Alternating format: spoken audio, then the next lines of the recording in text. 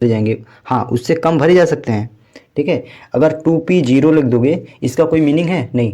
तो भैया जीरो के एनीथिंग के पावर जीरो, उसका वैल्यू क्या होता है, 1 होता है। कोई ज़रूरत है नहीं, ठीक है।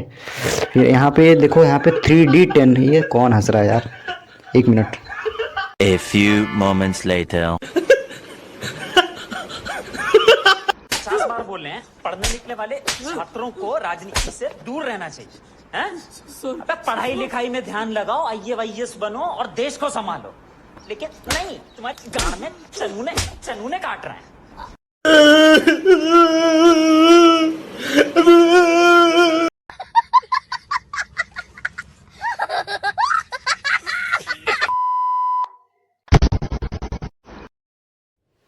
जैसा कि आपने थंबनेल में देखकर समझ गए होंगे कि ये केमिकल रिएक्शन और इक्वेशन का 3rd लेक्चर है, और बहुत ही ज़्यादा इंपॉर्टेंट लेक्चर होने वाले हैं आज का लेक्चर। मगर उससे पहले हम आपसे एक बात पूछने वाले हैं, क्या हमारा जो प्रीवियस लेक्चर था उसको आप लोगों ने देख लिया है? नहीं। अगर नहीं देखे हैं तो please I request you, please जाकर उसे देखिए, क्योंकि इसमें हर एक कॉन्सेप्ट को गहराई से बताया गया है, अभी भी गहराई से बताया जाएगा। मेरे जो लेक्चर होते हैं वो एक दूसरे से कनेक्टेड होते हैं, तो प्लीज़ उसको वॉच कीजिए। जो भी मैं आज पढ़ाऊँगा वो कहीं ना कहीं आपके acid base and salt, metal and non metal या कार्बोनेट्स कंपाउंड वाले चैप्टर में आपको मिल जाएगा। मैं नहीं मानता। तो मैं वहाँ पे आपको ये नहीं पूरा पढ़ाने नहीं जाऊँगा, आपको मैं बोल दूँगा कि मैंने इस लेक्चर में इसको लिया है। हाँ, मेरे पढ़ाने का एक तरीका होता है, अगर मैं जो भी पढ़ाऊँ उसको आपको याद रखना पड़ेगा, क्योंकि मैं सारी चीज़ों को रिलेट करके पढ़ाता हूँ। जैसे अगर मैं आज वैलेंसी इलेक्ट्रॉन, ऑक्सीडेशन नंबर पढ़ाऊँगा तो इसका यूज हम आने वाले चैप्टर में कर लेंगे। एक भी लेक्चर मिस नहीं करनी है, बहुत ज़्यादा लेक्चर नहीं है, आप आराम से ईजिली उसको कर सकते हैं। अगर आप पढ़े हो कभी ना कभी तो इंटू 2 के स्पीड में आप देख सकते हो। चलिए इस लेक्चर को स्टार्ट करते हैं। इसके 2 प्रीवियस लेक्चर में हमने क्या क्या पढ़ा है, चलिए उसको क्विक समराइज कर लेते हैं। हमने फर्स्ट लेक्चर में पढ़ा था केमिकल रिएक्शन एंड इक्वेशन का रिप्रेजेंटेशन और उसके बैलेंसिंग को। जो सेकंड लेक्चर लिया था हमने, उसमें हमने बात किया था टाइप ऑफ केमिकल रिएक्शन के बारे में, जिसमें कि आपने कॉम्बिनेशन पढ़ा था, combination reaction, decomposition reaction, displacement reaction, double displacement reaction और लास्ट रिडॉक्स रिएक्शन को आज हम डिस्कस कर लेंगे, ठीक है। आज का हमारा यही टॉपिक है, रिडॉक्स रिएक्शन और उसके कुछ इफेक्ट्स, जैसे ऑक्सीडेशन के क्या इफेक्ट होंगे, कोरोजन और रेंसिडिटी, ये सब चीज़ें हम आज के लेक्चर में देखने वाले हैं। पर उससे पहले हम जो कुछ बेसिक चीज़ें होती हैं जो क्लास 9th में आपने पढ़ा है, इधर उधर आपको भटकना ना हो, एक जगह मैं आपको सभी चीज़ों को बताऊंगा। जैसे एटम हो गया, हम हालांकि हमने पढ़ा, जब 9th पढ़ाएंगे तो बताएंगे वहाँ पे, बट यहाँ पे जो है एटम्स, मॉलिक्यूल्स, फिर एटम का स्ट्रक्चर, उसके बाद वैलेंसी इलेक्ट्रॉन, किसी पे पॉजिटिव चार्ज आता है, किसी पे माइनस चार्ज आता है, बहुत ज़्यादा कन्फ्यूजन होता है। आज सारे कन्फ्यूजन को दूर कर देंगे, ठीक है। तो अच्छे से आपको लगे रहना है, पूरे वीडियो को पूरा वॉच करना है, ये नहीं कि बीच में छोड़ के चले जाए तो फिर हो गया। होते हैं वैलेंसी क्या होती है, ऑक्सीडेशन स्टेट क्या होता है, ऑक्सीडाइजिंग एजेंट, रिड्यूसिंग एजेंट, ये सारी बातें हम इस क्लास में देख लेंगे, ठीक है। क्योंकि बच्चों को इसमें ज़्यादा परेशानी होती है ना, 90% स्टूडेंट इसमें कन्फ्यूज होते हैं और पूरे साल भी रहते हैं कन्फ्यूज, और आगे आने वाले क्लासेस में भी वो कंटिन्यू रहते हैं। उनका जो बेसिक था वो सब कुछ डूबा हुआ था, वो कंफ्यूज रहते हैं और यहीं बोलते फिरते रहते हैं कि साला ये दुख का खत्म नहीं होता बे। तो आपको ऐसा ना हो आगे चल के, ठीक है, उसके लिए आपको पहले से ही प्रिपेयर कराया जा रहा है। और मैं फिर एक बात बता देता हूँ कि बोर्ड में इस चैप्टर से उतना ज़्यादा क्वेश्चन नहीं आएगा, हालांकि आता है, एवरेज मार्क्स का आता है, जिसमें से आपके मल्टीपल चॉइस क्वेश्चन आएंगे, ऑप्शनल क्वेश्चन, जिसमें बैलेंसिंग ज़्यादातर क्वेश्चन दिया जाता है, और कुछ डिस्प्लेसमेंट रिएक्शन और डबल डिस्प्लेसमेंट रिएक्शन, जिसमें न्यूट्रलाइजेशन रिएक्शन, उसका कुछ एक्टिविटी वगैरह दे दिया जाता है, ठीक है। बहुत ज़्यादा इससे क्वेश्चन आप एक्सपेक्ट मत करो बोर्ड में, बट आपको एक बात बता देता है, इस चैप्टर का इंपॉर्टेंट बहुत ही अपने आप में बहुत ज़्यादा है। हम इसको अगले चैप्टर में जो एसिड बेस सॉल्ट पढ़ाएंगे उससे ही स्टार्ट करेंगे, अगला ही lecture neutralisation reaction, acid base react करेंगे तो सॉल्ट एंड वाटर बनेगा, मेटल का नॉन मेटल के साथ रिएक्शन करेगा, तो यही सब रिएक्शन वहाँ पे यूज किया जाएगा। अब ये मत समझना कि यहाँ पे बस थोड़ा सा ही है तो इसको इंपॉर्टेंट नहीं देना है, अरे अच्छे से देना है। आपका अगर फ्यूचर में जेईई या नीट वगैरह कोई भी कंपटीशन एग्जाम की तैयारी करोगे तो आपके लिए बहुत ही बेनिफिशियल होने वाला है। झूठ बोल रहा है। झूठ नहीं बोला, कसम से बता रहा हूँ, बहुत ही अच्छा मज़ेदार लेक्चर है, आपको पूरा तो वॉच करना ही है। इतना कर लोगे तुम्हारा सब कुछ 95% बोर्ड में तो नहीं गया, क्योंकि बेसिक क्लियर है तो लिखना होता है बोर्ड में, बहुत आसान होता है बोर्ड का आजकल पेपर। वैसे भी नीट और जेई का भी पेपर उतना ही लेंदी नहीं आता है, अच्छा खासा आता है। अगर आपका बेसिक्स क्लियर है, 9th 10th ही ऐसा समय होता है जिसमें बेसिक को क्लियर कराया जाता है।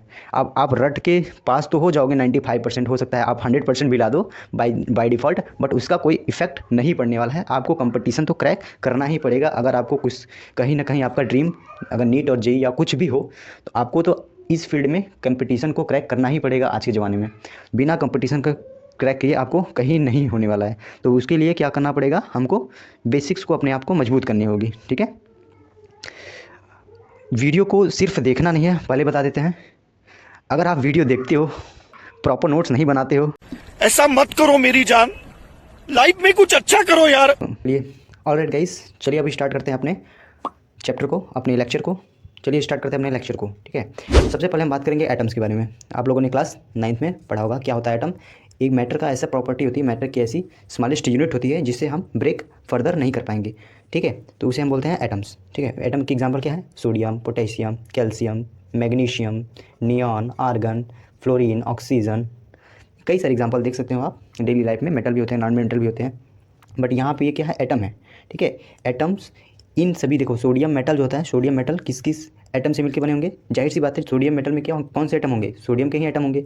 तो मेटल के लिए भी सिंबल यही रहेगा एन में, और इसके एटम के लिए भी सिंबल वही रहेगा। ठीक है, हाँ मॉलिक्यूल के लिए अलग हो सकता है, जैसे Na2O, Na2O का मॉलिक्यूल है, एक मॉलिक्यूल है Na2O का, सोडियम ऑक्साइड का मॉलिक्यूल। ठीक है, हालांकि ये जो है फ्री स्टेट में नहीं प्रेजेंट होता है।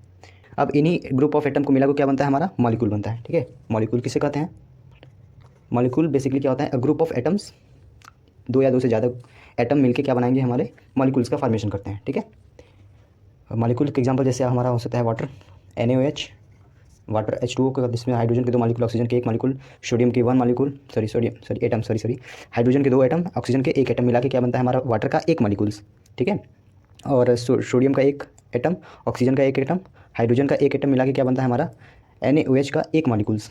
ठीक है, ये है हमारा मॉलिक्यूल सोडियम हाइड्रोक्साइड, ये वाटर का मॉलिक्यूल। ठीक है, वैसे ही CO2 कार्बन डाइऑक्साइड का मॉलिक्यूल, इसमें कार्बन की संख्या 1, ऑक्सीजन की संख्या कितना है, 2 है।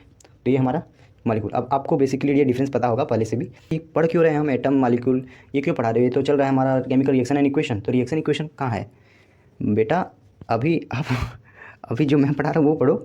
अभी घूमते फिरोगे, अभी नहीं पढ़ाएंगे तो कहोगे कि यार ये भी करवा दो वो भी करवा दो। मैं चीज़ों को मैंने पहले ही बोल दिया है कि मैं चीज़ों को कनेक्ट करके ही पढ़ाता हूँ। ठीक है, चाहे वो एक बार पढ़ाना पड़े, चाहे वो 10 बार पढ़ाना पड़ेगा, मैं पढ़ाऊँगा। जब भी मुझे लगेगा कि हाँ मुझे इस चैप्टर को इसके साथ कनेक्ट करना है, तो मैं उसको डिटेल में ही जाना पड़ेगा, तो जाऊँगा, चाहे वो कितना भी टाइम लगे। और एक बात और बता देते हैं आपको कि नीट और जेई अगर आप से सीरियस एस्पिरेंट हो, अगर आप फ्यूचर में अगर डॉक्टर या इंजीनियर बनना आपका सपना है, तो ये सेशन आपके लिए बहुत ही बेनिफिशियल होने वाली है। अगर सिर्फ और सिर्फ बोर्ड ओरिएंटेड पढ़ना चाहते हो तो कोई बात नहीं, ठीक है, आपका बेसिक कंप्लीट करवा दिया जाएगा। बेसिक कंप्लीट हो जाएगा तो 95 98 आराम से ही ला दोगी।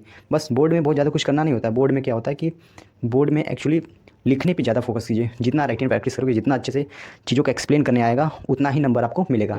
90% तो हर कोई बच्चा ला लेगा अगर अच्छा खासा पढ़ने में होगा तो। लेकिन कंपटीशन कहाँ से बढ़ती है, 90 के बाद होती है। तो 90 के बाद आपका एनालिसिस करने का, थिंकिंग करने का, स्पीड का, सारी चीज़ों को उन्होंने चेकअप किया जाता है। हर एक 5 क्वेश्चन, हर एक 5 नंबर का मार्क्स 1-1% बढ़ाता है। ठीक है, वहीं चीज़ों दिक्कत होती है ना, तो 5-5 नंबर, 1-1 नंबर, 2-2 नंबर मैटर करने लगती हैं। तो 95% तो आपका कहीं नहीं गया। अगर आप एक बेसिक कंप्लीट कर लोगे अपनी केमिस्ट्री का, तब अगर बेसिक ही नहीं कंप्लीट है, बेसिक ही नहीं क्लियर है, तो आप तो डरोगे, केमिस्ट्री से भागोगे, साइंस छोड़ दोगे। ठीक है, और नीट और जेई तो अब इतना कंपटीशन बढ़ चुका है कि यार 4-4 साल, 3-3 साल ड्रॉप लेना पड़ रहा है बच्चों को। आपको ऐसा ना हो, इसलिए आप पहले से ही, आपके पास 3, अगर 9th में हो तो आपके पास 4 ईयर है, आप अभी से प्रिपरेशन स्टार्ट करो यार, तुमको तो लग जाना चाहिए। ठीक है, छोड़ा नहीं। हालांकि मैं आपको ज़्यादा प्रेशराइज नहीं करूँगा, आराम से पढ़ो, कोई दिक्कत नहीं, आराम से लेक्चर को देखो, नोट्स बनाओ, प्रॉपर रिवीजन करो, बस और कुछ नहीं करना होता है। घर जो इतना भी पढ़ाया जाए उसको अच्छे से रिवाइज करना है, जाके नोट्स बनाना है, रिवाइज करना है, 2 बार 3 बार पढ़ना है, तो खुद ही यार हैबिचुअल हो जाएगा ना। किसी चीज़ का आदत देखो लगाना पड़ता है। एक बार में चीज़ें समझ में नहीं आती है तो 2 बार 3 बार 4 बार ऐसे करके देखा जाता है। ठीक है, मैं नहीं करता हूँ कि मेरी ही वीडियो को देख कर तुम पूरा कंप्लीट करो, किसी के भी देखो, लेकिन ये है कि ऑथेंटिक चीज़ें ही होना चाहिए। ये नहीं कि आलतू फालतू 2 घंटे का 3 घंटे ही चले जा रहे हो, कुछ आ ही नहीं रहा समझ में, थ्योरी करवा रहा है, पूरा थ्योरी कर लो, तो थ्योरी करने से थोड़ी ना होगा, कंसेप्ट समझना चाहिए ना। तो कंसेप्ट आना चाहिए, बेसिकली यही है, क्योंकि कंसेप्ट आएगा तब जाके बेसिक कंप्लीट होगा। बेसिक्स आ जाएंगे तो तुम्हारा नीट और जेईई तो आराम से ही निकल जाएगा। और बहुत ज़्यादा ये बोर्ड के चक्कर में मत पड़ो कि ये है वो है फलाना डिमाका, कुछ नहीं है। आजकल तो हवा चल गया यार, बोर्ड है बोर्ड है बोर्ड है क्लास में, मतलब ये नीट जेईई बना दिए इसको। बोर्ड है यार, कुछ नहीं है। बोर्ड का 10th का रिजल्ट किस लिए काम आता है? 10th का जो बोर्ड का रिजल्ट होता है वो बस सिर्फ और सिर्फ ये बताने के लिए आता है कि आपका DOB क्या है, DOB डेट ऑफ बर्थ। बस इसी के लिए काम आता है, और किसी का इसका फ्यूचर में कोई भी लेना देना नहीं होता है। कहीं भी चले जाओ, बस जॉब, कोई जॉब नहीं, जॉब बस एक ही मिल सकता है जो तुम्हारा पोस्टमैन का होता है ना, पोस्टमैन। वो भी 95 लाओगे तभी पोस्टमैन के लिए अप्लाई कर सकते हो, ठीक है। हाँ, ये 10th का जो है एक ये डिसाइड करता है कि तुम पढ़ने में हालांकि अच्छे हो कि नहीं हो, ये इस पे बात पे डिपेंड नहीं करेगा, क्योंकि 95% लाने वाला भी बच्चा बोर्ड में नीट और जेईई क्वालिफाई नहीं कर पाता है। क्या रीज़न हो सकता है इसका? बेसिक्स नहीं कंप्लीट है। क्या रीज़न हो सकता है? यही ना कि बेसिक आपका क्लियर नहीं है, इसीलिए ना कम्पिटिटिव एग्जाम को आपने क्रैक नहीं किया। हालांकि आप रट के तो ला सकते हो, थ्योरी लिखना होता है। 4 किताब उठाए, अच्छे थ्योरी दिए हैं, आजकल की बहुत ब्रांडेड किताबें हैं, कोई भी सभी क्वेश्चन, सारे क्वेश्चन ही रट डालो। यही हो रहा है, सारे क्वेश्चन ही रट डालो, यही क्वेश्चन आएगा, वहीं फिगर लगाना है, वहीं सब कुछ चिपका देना है, आराम से बोर्ड में नंबर आ जाएगा। क्या दिक्कत है? लेकिन कंपटीशन में तो ऐसा नहीं है ना, कहीं से भी क्वेश्चन आ सकता है, कहीं से भी कॉन्सेप्चुअल घुमा सकता है। तो आपको बेसिकली कॉन्सेप्ट पे ज़्यादा वर्क करना है, ना कि इन फालतू पचड़ों में पढ़ना है। मेरा कहने का सिंपल सा यही है, ठीक है। चलिए अब हम देखते हैं, बहुत ज़्यादा प्रवचन हो गया, क्योंकि यार मैं बीच बीच में तो थोड़ा सा डोज देता रहूँगा, क्योंकि तुम लोग बहुत ज़्यादा बहके हुए, यूट्यूब का ज़माना है, अगर सुधारेंगे नहीं तो फिर। चलिए एटम के बारे में जानते हैं, एटम का स्ट्रक्चर कैसा था। पर पहले सबसे पहले हिस्ट्री में बात करें तो सबसे पहले एटम के स्ट्रक्चर के बारे में बात किया गया कि यार एटम का स्ट्रक्चर कैसा होगा। सबसे पहले एक थ्योरी आई थी प्लम पुडिंग मॉडल, फिर उसके बाद आई रदरफोर्ड एक्सपेरिमेंट, उन्होंने अपना मॉडल प्रपोज़ किया, ठीक है। मतलब कोई चित्र बना के दे दिया कि हाँ ऐसा ऐसा होता होगा पहले मॉडल, ठीक है। उसके बाद आया बोहर एटॉमिक मॉडल, जो कि मोस्ट एक्सेप्टेड थ्योरी अभी तक टिल डेट चल रही है, ठीक है। हालांकि उसमें भी कोई कुछ न कुछ दिक्कत थी, उसको भी सुधारा गया है, ठीक है, मॉडर्न कॉन्सेप्ट के अनुसार, बट ज़्यादातर उसी के कॉन्सेप्ट ही लागू होते हैं, तो उसी को हम पढ़ेंगे, बोहर एटॉमिक मॉडल। क्या कहता है हमारा बोहर एटॉमिक मॉडल? ये मॉडल क्या बताता है कि एटम में एक क्या है, एटम होते हैं जिसके सेंटर में क्या होता है, न्यूक्लियस, और उसके चारों तरफ क्या होता है, इलेक्ट्रॉन रिवॉल्व करते हैं विद अ सर्कुलर पाथ। ये सर्कुलर पाथ को क्या बोलते हैं, सेल बोलते हैं, या इसे हम बोलते हैं ऑर्बिट। ऑर्बिटल नहीं ऑर्बिट, ठीक है, सेल या ऑर्बिट। अच्छा, ये जो इलेक्ट्रॉन होते हैं इसके सर्कुलर पाथ में ही घूमते हैं। इसका मैं रीज़न बताऊंगा कि ये सर्कुलर पाथ में ही क्यों घूमता है, ठीक है, और ये घूमते घूमते इससे टकरा क्यों नहीं जाता है, ये भी बताएंगे थोड़ी देर बाद, ठीक है। जो इसके न्यूक्लियस है, ये क्या है हमारा न्यूक्लियस, सेंटर में न्यूक्लियस होता है, न्यूक्लियस में क्या होता है हमारा, प्रोटॉन, पॉजिटिव चार्ज प्रोटॉन, और एक होता है न्यूट्रल चार्ज जिसे हम बोलते हैं न्यूट्रॉन, ठीक है। इन्हीं दोनों की वजह से इस पूरे एटम का क्या होता है, मास डिफाइन होता है। तो मास को हम बोल सकते हैं कि mass is concentrated between the nucleus में ही जो भी होता है एटम का मास होता है। इलेक्ट्रॉन को वैसे कोई भी मास नहीं माना जाता है, ठीक है। हाँ, चार्ज इलेक्ट्रॉन पे भी होगा और प्रोटॉन पे भी होता है, और न्यूट्रॉन पे कोई भी चार्ज नहीं होता है, इसलिए उसे न्यूट्रल बोलते हैं, ठीक है। आप लोगों ने पढ़ा था ए बराबर जेड इंटू एक्स, ये क्या था, ये जो नीचे लिखा जाता है वो एटॉमिक नंबर होता है, जो ऊपर लिखा जाता है एटॉमिक वेट होता है, ठीक है। आप लोगों ने पढ़ा था ना, ये कोई एलिमेंट है, जैसे हमने कहा सोडियम का एटॉमिक नंबर 11 और एटॉमिक वेट कितना है, 23 होता है, ठीक है, 23 होता है। ऑक्सीजन का ले लो, ऑक्सीजन का एटॉमिक नंबर कितना होता है, 8, और एटॉमिक वेट कितना होता है, 16। सिंपल सी बात है। चलिए अब हम बात करते हैं कि जो हमारा इलेक्ट्रॉन है इस सर्कुलर पाथ में ही क्यों रिवॉल्व करता है। चलिए उसको देख लेते हैं। इसका पाथ हो सकता था इलिप्टिकल हो सकता था स्क्वायर हो सकता था रेक्टेंगुलर हो, बट ये सर्कुलर ही क्यों होता है उसके बारे में देख लेते हैं। सपोज ये क्या है, हमारा न्यूक्लियस है, इसके चारों तरफ क्या होता है, एक सर्कुलर पाथ में इलेक्ट्रॉन रिवॉल्व कर रहा है, ठीक है। चूँकि आप लोगों ने क्लास 10th में भी पढ़े होंगे, इलेक्ट्रोस्टैटिक में नहीं पढ़े हो तो कोई बात नहीं, क्लास 12th में आप पढ़ोगे। यहाँ पे इलेक्ट्रोस्टैटिक फोर्स होता है जिसका वैल्यू होता है के, जो इलेक्ट्रोस्टैटिक फोर्स होगा इज इक्वल क्या होता है, वो के Q1 Q2 बाई आर होता है इन दोनों के बीच का डिस्टेंस, दो चार्जेस जिस पे प्लस ये दो चार्जेस हैं, ये पॉजिटिव और नेगेटिव चार्जेस है, इन दोनों के बीच डिस्टेंस है आर, ये Q1 है ये Q2 है, और ये के इज़ अ कांस्टेंट। इन्हीं को मिला के क्या बोलता है हमारा एक फोर्स होता है। ये जितना इस पे फोर्स लगाएगा इलेक्ट्रॉन भी इस पॉजिटिव प्रोटॉन पे भी उतना ही सेम फोर्स लगाएगा, ठीक है। तो आपस में दोनों बैलेंस हो जाएंगे। हालांकि इसका थ्योरी कुछ और है, क्योंकि देखो कोई भी चीज़ सर्कुलर पाथ में क्यों रोटेट कर रहा है, ठीक है। ये हमारा क्या है, ये पॉइंट है सेंटर, और यहाँ पे हमारा ये क्या है, इलेक्ट्रॉन है। इलेक्ट्रॉन इसके चारों तरफ क्या होगा, रिवॉल्व करेगा, ठीक है, इस तरह से रिवॉल्व करेगा। अगर हम इस रस्सी से इसको हम बांधे हैं कोई, ठीक है, और इसको हम रोटेट करा रहे हैं, देखो इस तरह से रोटेट कराएंगे। अगर इसे छोड़ेंगे तो क्या हो जाएगा, आगे की तरफ शिफ्ट हो जाएगा ना, तुरंत आगे की तरफ भाग जाएगा। तो ये कौन सा फोर्स है जो उसे आगे की तरफ भगाएगा, और कौन सा फोर्स है जो उसे बैलेंस किया था। ऐसे जब हम घुमा रहे थे, रोटेट कर रहे थे, देखो यहाँ पे इसे जब रोटेट कर रहे हैं तो अंदर की तरफ क्या हो रहा है, एक्चुअली यहाँ पे सीन क्या हो रहा है, जब हम इस रस्सी को पकड़ के इसको घुमा रहे थे, रोटेट कर रहे थे, तो बाहर की तरफ एक फोर्स लग रही थी और अंदर की तरफ एक और फोर्स लग रही थी। लेट सपोज इसको बोलते हैं F1, अंदर वाले फोर्स को F2। चूँकि F1 और F2 दोनों क्या होंगे, बराबर होंगे, तभी ये जो है इस डायरेक्शन में जाएगी। हर पॉइंट पे यहाँ पे भी इस डायरेक्शन में जाएगी, यहाँ पे इस डायरेक्शन में जाएगी, और यहाँ पे इस डायरेक्शन में। अंदर वाला फोर्स और बाहर वाला फोर्स बराबर होंगे। इसकी वजह से क्या होगा, यहाँ पे सर्कुलर मोशन यहाँ पे ये शो कर रहा है, ठीक है। एक बार आपको फिर से दिखा देते हैं, ठीक है। इस तरह से ये सर्कुलर मोशन, अगर हम छोड़ देंगे तो बाहर की तरफ चला जाएगा, और ज़्यादा स्पीड से खींचेंगे तो अंदर की तरफ आ जाएगा। तो ये दोनों क्या होते हैं, बराबर होने चाहिए, तभी हमारा जो, अब इसका हम नाम बताना चाहेंगे यहाँ पे, क्योंकि आपको पता नहीं समझ में आएगा नहीं। क्यों, देखो अगर आप इलेक्ट्रोस्टैटिक पढ़े होंगे तो आपको यहाँ पर अंदर वाली जो फोर्स रहेगी वो कूलम्बिक फोर्स रहेगी, और बाहर वाली फोर्स रहेगी वो, ठीक है, वो बाहर वाली फोर्स रहेगी वो कौन सा फोर्स रहेगी, सेंट्रीफ्यूगल फोर्स होती है। दो टाइप की फोर्स होती है, जो बाहर की तरफ लगती है, ठीक है, तो सेंट्रीफ्यूगल होती है, और जो अंदर की तरफ फोर्स लगती है उसे सेंट्रीपिटल फोर्स बोलते हैं। यहाँ पे centripetal force towards the centre की तरफ लगने वाला फोर्स है, कूलम्बिक फोर्स है, और सेंट्रीफ्यूगल फोर्स यहाँ पे m ओमेगा स्क्वायर होगा, m ओमेगा स्क्वायर होगा, ठीक है। अब ये m ओमेगा स्क्वायर आप लोग के लेवल से थोड़ा सा ऊपर है, हालांकि आपको नहीं जानना है इतना, बस ये जानो कि ये सर्कुलर पाथ में क्यों रिवॉल्व कर रहा है, आपको समझ में आ गया होगा, ठीक है। चलो इसको ड्रॉ कर लेते हैं। ये इलेक्ट्रॉन था, इसके चारों तरफ रिवॉल्व कर रहा था, ठीक है, यही बोहर एटॉमिक मॉडल बोलता है, ठीक है।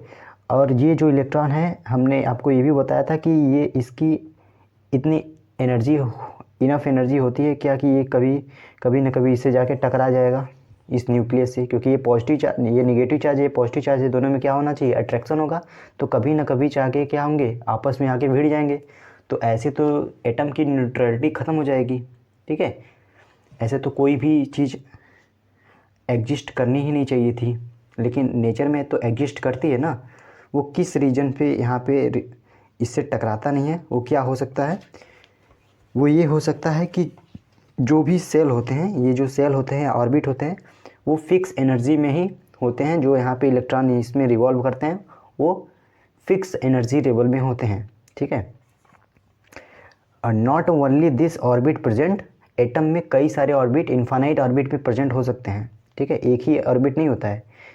जैसे देखो यहाँ पे पॉजिटिव और न्यूट्रॉन है, इसके चारों तरफ 1 2 3 4 इस तरह से कई सारे ऑर्बिट प्रेजेंट होंगे। फर्स्ट ऑर्बिट को बोलते हैं K, सेकेंड को L, फिर M, फिर N, इस तरह से KLMN आप लोगों ने पढ़ा था। अच्छा, ये फर्स्ट ऑर्बिट में क्या होता है, मैक्सिमम 2 इलेक्ट्रॉन रिवॉल्व कर सकते हैं। सेकेंड वाले में मैक्सिमम 8 इलेक्ट्रॉन, उससे कम कर सकते हैं लेकिन उससे ज़्यादा नहीं कर पाएंगे, ठीक है। मैक्सिमम कितने इलेक्ट्रॉन इसे रिवॉल्व करेंगे, 8। सेकेंड वाले में जो M है, M सेल, ठीक है, उसमें भी 8 इलेक्ट्रॉन मैक्सिमम हो सकते हैं, बट उससे ज़्यादा आएगा तो नेक्स्ट वाले में कन्वर्ट हो जाएगा। अब ये सब जो पाथ है, इनकी जो एनर्जी लेवल होगा वो सेम होना चाहिए, ठीक है। जो एनर्जी से दो इलेक्ट्रॉन इसमें रिवॉल्व कर रहे हैं, उससे ज़्यादा एनर्जी इसकी होगी, ठीक है। जैसे जैसे हम न्यूक्लियस से क्या होंगे, दूर हो जाएंगे, उसकी एनर्जी सेल की क्या होगी, बढ़ती जाएगी। इसको एनर्जी दे दोगे इस इलेक्ट्रॉन को, तो ये अपना पाथ छोड़ के इस वाले पाथ पे जंप करेगा। जितना एनर्जी दोगे उसके अकॉर्डिंग दूसरे में, तीसरे में, चौथे में जाएगा, ठीक है। उसका ट्रांजिशन होगा। ये क्लास 12th में फिजिक्स में है और 11th में आपके केमिस्ट्री वाले में है, एटॉमिक स्ट्रक्चर। अब जब थर्ड वाला सेल हो गया, अब फोर्थ वाला जो सेल है उसमें कुल कितने टोटल इलेक्ट्रॉन भरे जाएंगे, 18 इलेक्ट्रॉन रिवॉल्व करते हैं, उसके आगे फिर 18। अभी आप लोग देख रहे होंगे ये क्या है, ठीक है। 2 8 8 18 18 32 32 ये क्या होता था? Magic number. क्या होता है? Magic number. ये मैजिक नंबर होता था, ठीक है। मैजिक नंबर क्या होता था? 2 8 8 18 18 32 32, बस इतना याद रखना, मैजिक नंबर होता है। अब ये मैजिक नंबर आया कैसे? ये आया है इलेक्ट्रॉनिक कन्फिग्रेशन से। इसके बारे में हम अभी थोड़ी देर में चर्चा करेंगे। थोड़ा सा हम ये देख लेते हैं, जो इलेक्ट्रॉन होता है इस न्यूक्लियस के चारों तरफ रिवॉल्व करता है, लेकिन ये 2D डायग्राम नहीं है, ये 2D डायग्राम नहीं है, 3D डायग्राम है, ठीक है। ये 3D स्ट्रक्चर में ऐसा कोई फिक्स स्ट्रक्चर नहीं होता है कि यहाँ पे ये कोई प्लेन है उसी के अराउंड ये घूम रहा है, नहीं, ये एक स्फीयर में घूमता है, ठीक है। वो किस तरह से, ये जैसे न्यूक्लियस है, ये न्यूक्लियस है, इसके चारों तरफ इस तरह से भी घूम सकता है, इस तरह से भी घूम सकता है, और इधर से भी घूम सकता है। किसी भी डायरेक्शन में कहने का मतलब है वो घूम सकता है, ठीक है। यहाँ पे इलेक्ट्रॉन कहने का मतलब क्या है? इस न्यूक्लियस के चारों तरफ इस तरह से भी रिवॉल्व कर सकता है, इस तरह से भी रिवॉल्व कर सकता है, और इस तरह से भी रिवॉल्व कर सकता है। आप लोगों ने कई बार ऐसे डायग्राम को देखा होगा इंटरनेट वगैरह पे। इस तरह से एक 3D मॉडल होता है जिसमें क्या होता है, 3D स्फीयर में इलेक्ट्रॉन क्या होता है, रिवॉल्व करते हैं, ठीक है, इस न्यूक्लियस के अराउंड, वो भी फिक्स सर्कुलर ऑर्बिट में, ठीक है। अच्छा, दूसरी बात ये है कि ऐसे तो फिर आप इसकी जो है पोजीशन तो डिफाइन ही नहीं कर पाओगे यार, कहाँ पे पोजीशन है, कोई एग्जैक्ट लोकेशन है इलेक्ट्रॉन का, कहाँ पे इलेक्ट्रॉन इसके कितने मैक्सिमम डिस्टेंस पे होगा, या इसका प्रोबेबल पोजीशन क्या हो सकती है इलेक्ट्रॉन की, वो कैसे फाइंड करेंगे, ठीक है। इसका भी फाइंड करने का एक नियम है, रूल है, जो आपको एक छोटा सा एग्जांपल के रूप में समझाते हैं। जैसे कि सपोज करो हमारे एक भैया है, साहिंदर भैया, वो उनके पास हमें जाना है, तो सबसे पहले उनके एड्रेस को पता करेंगे कि वो पहले रहते कहाँ पे, इंडिया में, पाकिस्तान में, नेपाल में, भूटान में, अफ्रीका में, तो किस कंट्री में वो रहते हैं हम पहले ये चेक करेंगे। तो सपोज करो वो कहाँ रहते हैं, हमको पता चल गया रहते हैं इंडिया में, ठीक है। तो चलिए इंडिया में हमको पता चल गया, एक बात, सारी चीज़ों को हमने एलिमिनेट कर लिया, चलो अच्छा इंडिया में रहते हैं। अब देखेंगे कि वो इंडिया में किस स्टेट में रहते हैं। इंडिया में कई सारी स्टेट होते हैं, उत्तर प्रदेश, बिहार, झारखंड, उत्तराखंड, हिमाचल प्रदेश, मुंबई, हरियाणा, दिल्ली, कई सारी स्टेट हैं, ठीक है। तो किस स्टेट में रहते हैं ये थोड़ा सा हमको जानना पड़ेगा, क्योंकि उनके पास जाना है ना। तो वो सपोज करो रहते हैं यूपी में, ठीक है, उत्तर प्रदेश में रहते हैं, लेकिन उत्तर प्रदेश में कई सारे क्या होते हैं, विलेजेस होते हैं। अब विलेजेस में कौन से विलेज में है, चलो सपोज करो चोलापुर में रहते हैं, ठीक है। तो चोलापुर पहुंच गए। अब चोलापुर में किसी से भी जाके पूछ लोगे कि हमारे साहिंदर भैया कहाँ रहते हैं, तो वो नाम ही है, पता चल जाएगा कि हाँ अच्छा ये यहाँ पे रहते हैं। तो देखो कैसे हमने क्राइटेरिया चूज़ किया, पहले उनके ऊपर वाले डिवीज़न में देखा, बाकी सभी को एलिमिनेट किया, फिर नीचे आए स्टेट लेवल पे सारी चीज़ों को देखा, फिर विलेज लेवल पे आए, फिर यहाँ पे हमको एग्जैक्ट उनकी लोकेशन मिल गई है। वैसे ही एक इलेक्ट्रॉन की इस 3D मॉडल स्फीयर में, इस 3D स्ट्रक्चर में कहाँ पे एग्जैक्ट लोकेशन है वो प्रोबेबिलिटी बताती है, ठीक है। जो हमारी ये होती है ना सेल या ऑर्बिट या ऑर्बिटल या सब सेल, अभी देखो सेल में क्या प्रेजेंट होते हैं, सब सेल। अब सब सेल में क्या होते हैं, ऑर्बिटल्स। ऑर्बिटल में क्या होते हैं, एग्जैक्टली इलेक्ट्रॉन कहाँ पे प्रेजेंट है वो बताता है। यही चीज़ होता है सेल या ऑर्बिट।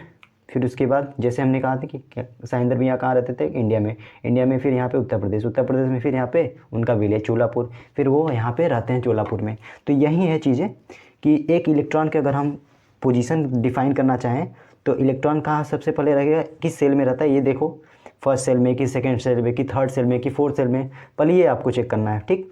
फिर उसके बाद उसके सब सेल में चेक करो, यहाँ पे first, second, third, fourth, fifth, sixth, seventh, ठीक।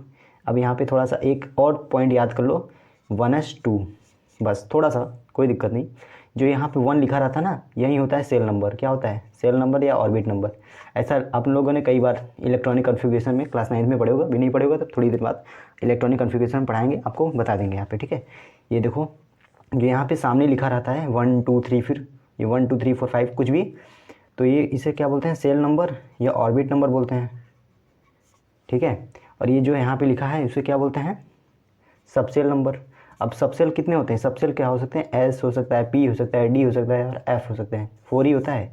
और यहाँ पे 1 to 7 होता है, ठीक है, क्योंकि 7 पीरियड होते हैं हमारे पीरियोडिक टेबल में, तो 1 to 7 ही सेल या ऑर्बिट होंगे। ओके, अब यहाँ पे जो यहाँ पे ऊपर ये लिखा है वो नंबर ऑफ़ इलेक्ट्रॉन लिखा है कि कितने नंबर ऑफ़ इलेक्ट्रॉन इस सबसेल में प्रेजेंट हैं, ठीक है। उसके ऊपर अगर यहाँ पे 2p2 लिख दिया गया, इसका मतलब ये कौन सा सेल है, फर्स्ट कि सेकेंड, ये सेकेंड सेल है ना, क्योंकि यहाँ पे 2 लिखा है।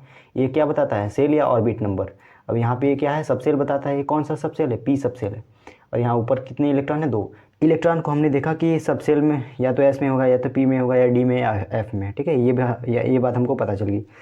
पहले इलेक्ट्रॉन कहाँ पे होगा, सेल में या ऑर्बिट में, हमको पता चल गया कि फर्स्ट ऑर्बिट में है या सेकेंड ऑर्बिट में है। उसके इलेक्ट्रॉनिक कन्फिगरेशन करके देखेंगे ना, तो ये चीज़ें हमको पता चल गई कि फर्स्ट ऑर्बिट में है कि सेकेंड ऑर्बिट में है, ये बात हमको पता चल गई। चलो अब सपोज करो कि हमको फर्स्ट ऑर्बिट में मिल चुका है इलेक्ट्रॉन। अब हम उसको देखेंगे सबसेल, किस सबसेल में प्रेजेंट है, एस में है कि पी में है कि डी में है कि एफ में है, वो इलेक्ट्रॉन कहाँ पे है ये देखेंगे। सपोज करो हमको एस में मिल चुका है। अब हम और देखेंगे अंदर कि अब ऑर्बिटल एस सबसेल में कितने ऑर्बिटल होते हैं, पी से सबसेल में कितने ऑर्बिटल होते हैं, डी में कितने ऑर्बिटल हैं, एफ में कितने ऑर्बिटल होते हैं, ये देख लेते हैं। क्योंकि एस सबसेल में कितने होते हैं, 1 ऑर्बिटल होते हैं, और पी सबसेल में कितने ऑर्बिटल होते हैं, 3 ऑर्बिटल होते हैं। ऑर्बिटल का मतलब डब्बा, कितने डब्बा हैं, एस में 1 डब्बा, पी में 3 डब्बा और डी में 5 डब्बा, ठीक है। और एफ में कितना, यहाँ पे इसको बना लेते हैं, एफ में 7 डब्बे होते हैं, 1 2 3 4 5 6, 1 2 3 4 5 6 एंड 7। अब इसी ऑर्बिटल में क्या होते हैं, इलेक्ट्रॉन फील होते हैं या प्रेजेंट होते हैं। ये हमारा जो होता है, इसका डेफिनेशन आपको हम लिखवा देते हैं। पहले आप सेल का डेफिनेशन देख लीजिए, सेल या ऑर्बिट का आपकी स्क्रीन पे दिख रहा होगा, ठीक है। उसके बाद सबसेल होता है, फिर ऑर्बिटल। ऑर्बिटल होता है वो प्रोबेबल एरिया होता है जिसमें इलेक्ट्रॉन की फाइंडिंग की सबसे ज़्यादा प्रोबेबिलिटी होती है, ज़्यादा चांस होता है कि इलेक्ट्रॉन यहीं पे होगा। तो अगर हम आपको बोले कि हमारे साहिंदर भैया सबसे ज़्यादा उनकी प्रोबेबिलिटी कहाँ पे है पाए जाने की, तो इंडिया में नहीं, उत्तर प्रदेश में नहीं, क्योंकि वो बहुत ज़्यादा एरिया है, वहाँ पे आप खोज नहीं पाओगे। लेकिन आप चोलापुर में चप्पा चप्पा जानते हो, आराम से खोज लोगे उनको, ठीक है। तो मैक्सिमम प्रोबेबिलिटी उनके पाए जाने की कहाँ पे होगी, चोलापुर में। तो वैसे ही मैक्सिमम इलेक्ट्रॉन की फाइंड करने की प्रोबेबिलिटी होगी ऑर्बिटल्स में, ठीक है। ये ऑर्बिटल क्या होते हैं, एस में 1 डब्बा, पी में 3 डब्बा और डी में 5 डब्बा और एफ में 7 डब्बा, ठीक है। अब यहाँ पे देखो 7 बॉक्सेस होंगे ना, तो एक डब्बे में मैक्सिमम कितने इलेक्ट्रॉन भरे जाएंगे, 2, वो भी अपोजिट स्पिन में, एक एंटी पैरेलल तो दूसरा पैरेलल। देखो इस तरह से अगर मैं नीचे करके एरो दे दिया तो दूसरा ऊपर करके एरो देना पड़ेगा। मैक्सिमम एक डब्बा में कितना भरा जाएगा, 2। तो इसमें देखो 3 डब्बे हैं तो कितना भरा जाएगा, 2 2 4 2 6, टोटल 6 होंगे। पहले कैसे भरना है, ऐसे ऐसे फिर ऐसे, पहले एक एक भरना है, फिर उसके बाद उसका पेयरिंग करना है, इस तरह से। ये यही रूल होता है, ठीक है। Hund's rule, मल्टीप्लिकेसिटी, pollens exclusive principal, ये क्लास 11th में आप पढ़ोगे, बट ये आपका रूल्स है, ठीक है। आपका नेम, रूल का नेम नहीं जानना है आपको, बस आपका मेथड जानना है कि कैसे मैं भर रहा हूँ, ये देखो, ठीक है। अगर सपोज करो आपके पास 5 इलेक्ट्रॉन है तो 5 को कैसे भरोगे, ऐसे ऐसे ऐसे ऐसे, सभी को पहले अगर एक स्पिन में भर रहे हो एंटी क्लॉकवाइज, तो एंटी क्लॉकवाइज ही भरना है, ठीक है। अगर ऊपर करके एरो भर रहे हो तो सभी को ऊपर, या नीचे करके एरो भर रहे हो तो सभी को नीचे। ये स्पिन का कमाल होता है। आप 4th क्वांटम नंबर पढ़ोगे। अब ये क्वांटम नंबर क्या होता है, ज़्यादा बोल देंगे तो आपका दिमाग भ्रष्ट हो जाएगा, ठीक है। तो ज़्यादा नहीं बोलने वाले हैं, एकदम सिंपल रखेंगे चीज़ों को, क्योंकि ये 11th का पार्ट है। थोड़ा सा आप यहाँ पे मैनेज करो, सपोर्ट करो। देखो यहाँ पे 1 2 3 4 5, ओके। इसमें मैक्सिमम कितने इलेक्ट्रॉन, 2 इलेक्ट्रॉन। इसमें मैक्सिमम कितने हो जाएंगे, पी वाले में आप ही बताओ। 3 डब्बे हैं तो एक डब्बे में 2, तो 3 डब्बे में कितना हो जाएगा, 6। तो यहाँ पे डी वाले में कितना होगा, एक डब्बे में 2, तो 5 डब्बे में 10, और एक डब्बे में 7, तब 7 डब्बे में, एक डब्बे में 2, तो 7 डब्बे में एफ वाले में कितना हो जाएगा, 14 इलेक्ट्रॉन, 14 इलेक्ट्रॉन, ठीक है। 14 इलेक्ट्रॉन इसमें, 10 इलेक्ट्रॉन इसमें और 6 इलेक्ट्रॉन इसमें, और एस में कितना इलेक्ट्रॉन, 2 इलेक्ट्रॉन। इसीलिए यहाँ पे देखो 1s 2, 2p 6, 3d 10 4f14, ये देख रहे हो ना, s के ऊपर 2, p के ऊपर 6, 10, d के ऊपर 10, f के ऊपर 14, ये मैक्सिमम इलेक्ट्रॉन ले सकता है। इससे कम हालांकि हो सकता है, 1s1 हो सकता है, बट 1s3 आपने कभी नहीं देखा होगा, ठीक है, 1s3 कभी नहीं देखा होगा। ये मैक्सिमम s सब सेल में कितने इलेक्ट्रॉन भरे जाएंगे? 2। क्यों भरे जाएंगे? क्योंकि इसमें ऑर्बिटल ही एक होते हैं, एक ऑर्बिटल में मैक्सिमम 2 इलेक्ट्रॉन भरे जाएंगे, ठीक है, इसीलिए वहाँ पे मैक्सिमम s सब सेल में 2 इलेक्ट्रॉन भरे जाएंगे। अब देखो यहाँ पे 2p6, यहाँ पे 2 क्या बताता है हमारा, किस सेल में है, और यहाँ पे किस सब सेल में है और कितना इलेक्ट्रॉन है ये बता रहा है, ठीक है। क्या है, अभी हम इलेक्ट्रॉनिक कॉन्फ़िगरेशन थोड़ी ही देर में करने वाले हैं, बट थोड़ा थोड़ा ऊपर ऊपर आपका नॉलेज दे रहे हैं, छोटी छोटी बातों को कनेक्ट करने की कोशिश कर रहे हैं आप। I hope you will understand. 2p6 में क्या बोल रहा है कि यहाँ पे p सब सेल में, सेकेंड सेल में है, p सब सेल में है, और ये 6 इलेक्ट्रॉन है। ये 6 इलेक्ट्रॉन, मैक्सिमम कितने इलेक्ट्रॉन p सब सेल में भरे जाएंगे? 6। इससे यहाँ पे 2p7 मत कर देना, 2p7 नहीं हो पाएगा। क्यों? क्योंकि मैक्सिमम कितने ऑर्बिटल होते हैं p सब सेल में? 3, एक ऑर्बिटल में 2, तो 3 ऑर्बिटल में 6, तो 6 ही भरा जाएगा। यहाँ पे 7 आपका नहीं आएगा, 7 से ज़्यादा भी नहीं आएगा। मैक्सिमम टोटल कितना बता रहा है? मैक्सिमम 6 ही इलेक्ट्रॉन भरे जाएंगे। हाँ, उससे कम भरे जा सकते हैं, ठीक है। अगर 2p0 लिख दोगे, इसका कोई मीनिंग है? नहीं। तो भैया 0 के एनीथिंग के पावर 0, उसका वैल्यू क्या होता है? 1 होता है, तो इसका मतलब है नहीं, उसको लिखने की कोई ज़रूरत है नहीं, ठीक है। फिर यहाँ पे देखो, यहाँ पे 3d10, ये कौन हंस रहा है यार? 1 minute. A few moments later. 50 बार बोल रहे हैं, पढ़ने लिखने वाले छात्रों को राजनीति से दूर रहना चाहिए, हैं? अबे पढ़ाई लिखाई में ध्यान लगाओ, IAS बनो और देश को संभालो। लेकिन नहीं, तुम्हारे गांड में चनूने काट रहे हैं।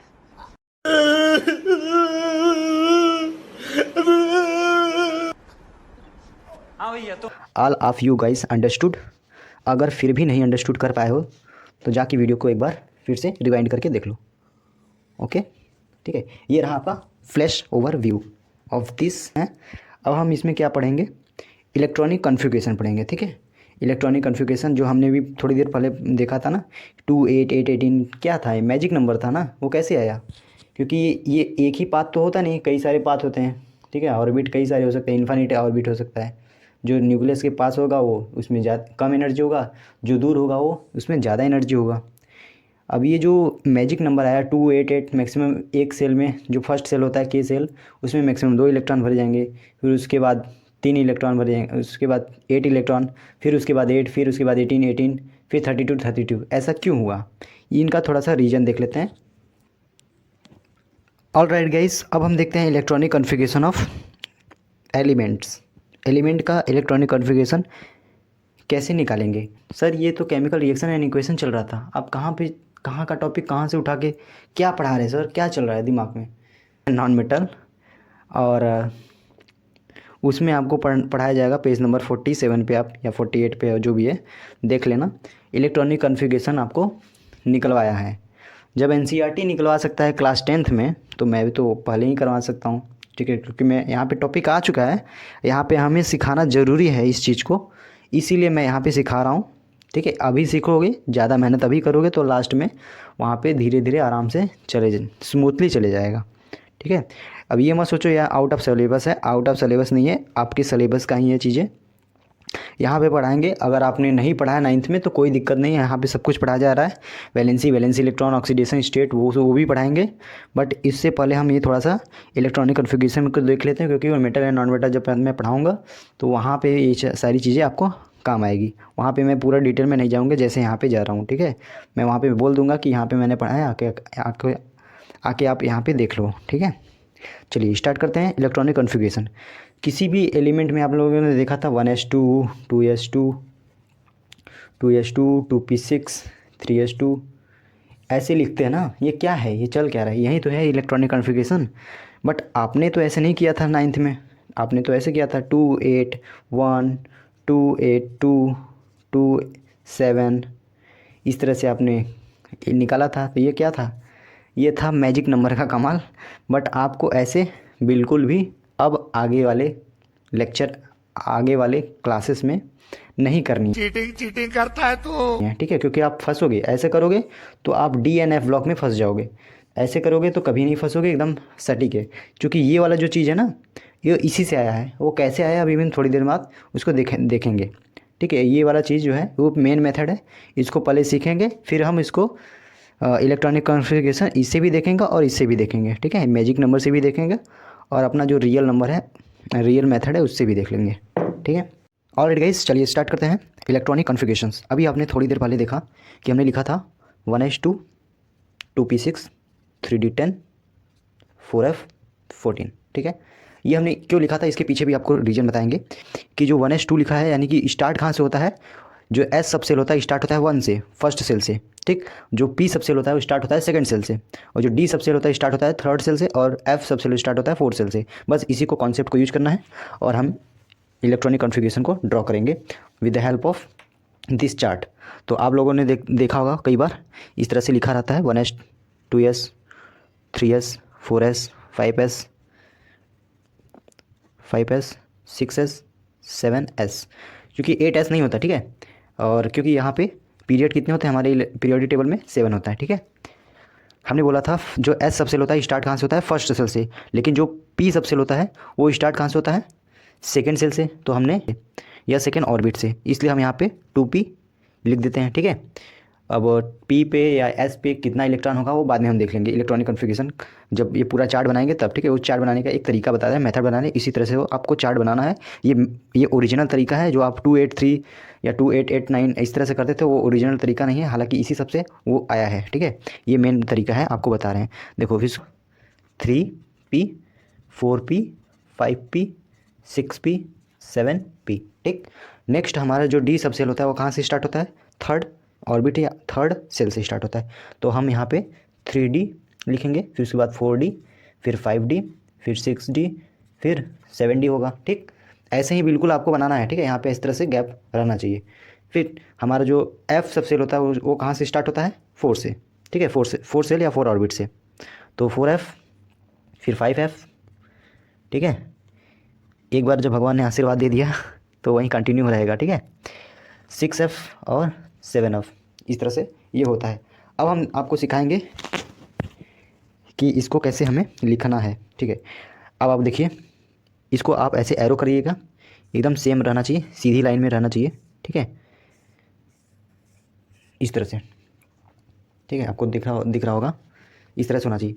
पहले आपको डायरेक्शन किस डायरेक्शन में जाना है ये देखिए, पहले इधर से जाएंगे, फिर इस तरह से एरो लगा देना है सभी लोगों के पास, ठीक है। इस तरह से एरो लगा दो, यानी यहाँ से पकड़ो, यहाँ पे आओ, फिर उसके बाद पीछे जाओ, फिर यहाँ से आगे, फिर पीछे, फिर आगे पीछे, फिर आगे पीछे, इस तरह से करते हुए हमें लिखना है चीज़ों को, ठीक है। तो स्टार्ट करो फर्स्ट, चलिए लिखना स्टार्ट कीजिए।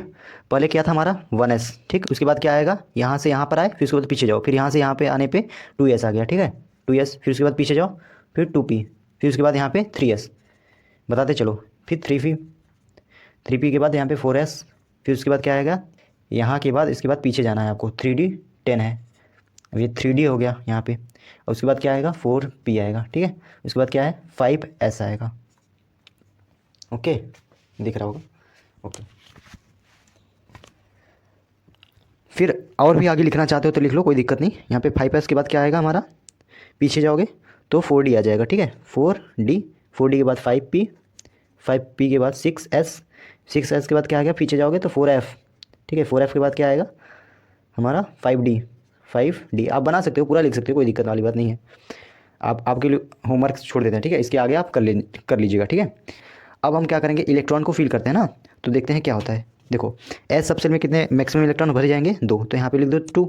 इसमें भी कितने हो जाएंगे, 2। इसमें कितने हो जाएंगे मैक्सिमम, 6, और इसमें 2, और इसमें 6, इसमें 2, इसमें 10, क्योंकि D सब सेल में कितने मैक्सिमम इलेक्ट्रॉन भरे जाएंगे, 10, क्योंकि 5 डब्बे होते हैं, एक डब्बे में 2 इलेक्ट्रॉन, तो 5 डब्बे में कितने होंगे, 10 इलेक्ट्रॉन। और यहाँ पे P सब सेल में कितने हैं, 6, ठीक है। S में 2, P में 6, D में 10 और F में 14 इलेक्ट्रॉन भरे जाते हैं, ठीक है। S में 2, D में 10, P में 6, S में 2, F में 14, D में 10। इस तरह से हमारा ये पूरा इलेक्ट्रॉनिक कॉन्फ़िगरेशन का, ये आपको या तो ये याद कर लो, ठीक है, इतना कम से कम याद कर लो, या तो फिर आप ये मेथड जानते रहो जिससे ये चीज़ आई है, ठीक है। ऑलराइट गाइस, चलिए अब देखते हैं हम जो यहाँ पे इलेक्ट्रॉनिक कॉन्फ़िगरेशन का आइडिया दिए थे, इस मेथड से हमें निकालना है। तो कुछ हमने लिखा था जैसे 1s2, ठीक है, ये आपको याद करना होगा, 2s2, 2p6, 3s2, ठीक है। वो कैसे हमने लिखना सिखाया था आपको पता है, 3p6, 4s2 और 3d10, ठीक है। अब ये यहाँ पे हमने बोला था, ये जो यहाँ पे लिखा जाता है वो क्या है, सेल नंबर होता है। यहाँ पे लिखा जाता है वो सबसेल नंबर, सबसेल होता है। और यहाँ पे होता है ऊपर जो इसके इलेक्ट्रॉन होता है, ठीक है। यहाँ पे shell, subshell, electron, shell, subshell, electron, ठीक है। यहाँ पे भी सेल, सबसेल, इलेक्ट्रॉन, कौन सा सबसेल है, डी, यहाँ पे पी, यहाँ पे एस, यहाँ पे एस, ठीक है। इस तरह से आप यहाँ पे देख सकते हो, ठीक है। अब यहाँ पे जो न्यूक्लियस होता है, न्यूक्लियस के चारों तरफ क्या होता है, सेल होता है, ऑर्बिट होता है, सर्कुलर पाथ में रिवॉल्व करते हैं इलेक्ट्रॉन, जिसमें फर्स्ट ऑर्बिट में मैक्सिमम कितने इलेक्ट्रॉन रिवॉल्व करेंगे, 2, सेकंड में 8, थर्ड में 8, फोर्थ में 18, फिफ्थ में 18। ये क्या है, 2, 8, 18 क्या है, मैजिक नंबर। अब ये मैजिक नंबर कैसे आया, अब हम देखने वाले हैं उसको, ठीक है। अब चलिए देखिए, फर्स्ट जो मैजिक नंबर आने का कॉन्सेप्ट है ये इसी से आया था ना, ये नेचुरल तरीका था। देखो यहाँ पे थोड़ा सा हम एक बात और बता देते हैं, ये जो देख रहे हो 1 लिखा है तो यानी फर्स्ट सेल में है, फर्स्ट सेल में कितने इलेक्ट्रॉन है, 2, ठीक है। यहाँ से नहीं आपको आइडिया लगेगा, हालांकि मैं थोड़ा सा यहाँ पे कुछ मैचिंग होगी लेकिन ज़्यादातर मैचिंग नहीं होगी। जैसे देखो यहाँ पे ये सेकेंड सेल है, ठीक है, इसमें बोलोगे कितने इलेक्ट्रॉन है, 2 और 8 इलेक्ट्रॉन, इसमें कितने हैं, 2 इलेक्ट्रॉन, ठीक है, 2, 8। अब यहाँ पे भी 8 आना चाहिए, देखो नहीं आएगा।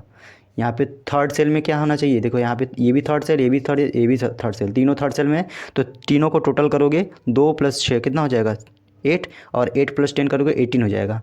तो ये तो 2, 8 होना चाहिए, ये 18 आ रहा है, तो ये तो बात गलत हो रही है। नहीं, ये गलत नहीं है, ठीक है। ये इस तरह से नहीं आएगा, वो किस तरह से आएगा, 2, 8, 18, वो हम अभी चर्चा करेंगे, ठीक है।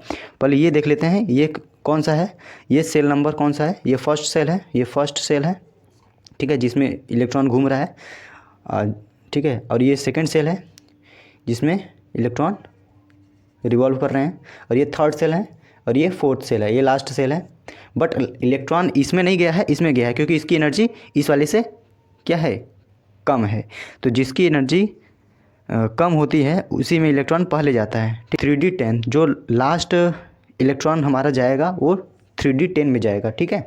तो इस हिसाब से हमारा ये जो एलिमेंट होगा वो डी ब्लॉक का एलिमेंट होगा, कि उसका पीरियड होगा कि ब्लॉक होगा, ये निकालने का तरीका हम जब 9th में पीरियोडिक टेबल पढ़ाएंगे तो वहाँ से डिटेल में सब कुछ पढ़ लेंगे। आयनाइजेशन, एंथैल्पी, उसके बाद साइज का क्या आर्डर होगा, ठीक है, इलेक्ट्रोनेगेटिविटी क्या होता है, EN का क्या होता है, ठीक है।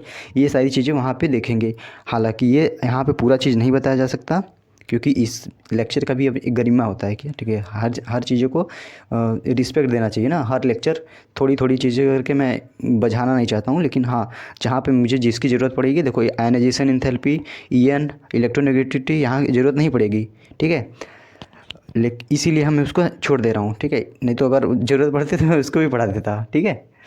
चलिए अब हम देखते हैं हमारा मैजिक नंबर कैसे आया, 2, 8, 18 कैसे आया, ठीक है। इसको पहले क्या करेंगे हम, दफ़ा हो जा यहाँ से।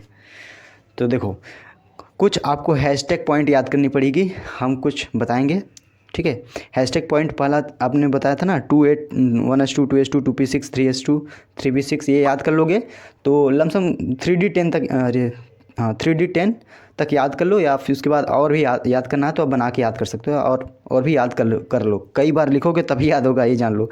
कई बार प्रैक्टिस करोगे, कई बार लिखोगे तभी याद हो जाएगा, ठीक है। याद करने का भी तरीका हम बताते हैं, हम भी ऐसे ही याद करते थे, ठीक है। Hashtag point number 1, hashtag point number 1 क्या कहता है कि जो हमारा एस होगा, ठीक है, एस के जो आगे कोफिशिएंट लिखा जाएगा वहीं कोफिशिएंट पी के आगे भी लिख देना, ठीक। उसके बाद उसका एक माइनस करके डी का कोफिशिएंट लिख देना, और उसका भी एक माइनस करके एफ का कोफिशिएंट लिख देना। ये हमारा होता है हैशटैग पॉइंट नंबर 1। अगर हम यहाँ पे कोफिशिएंट नंबर n लिख रहे हैं, यहाँ पे n लिख रहे हैं NS, तो यहाँ पे NP लिखोगे, ठीक है, NP लिखोगे, ठीक।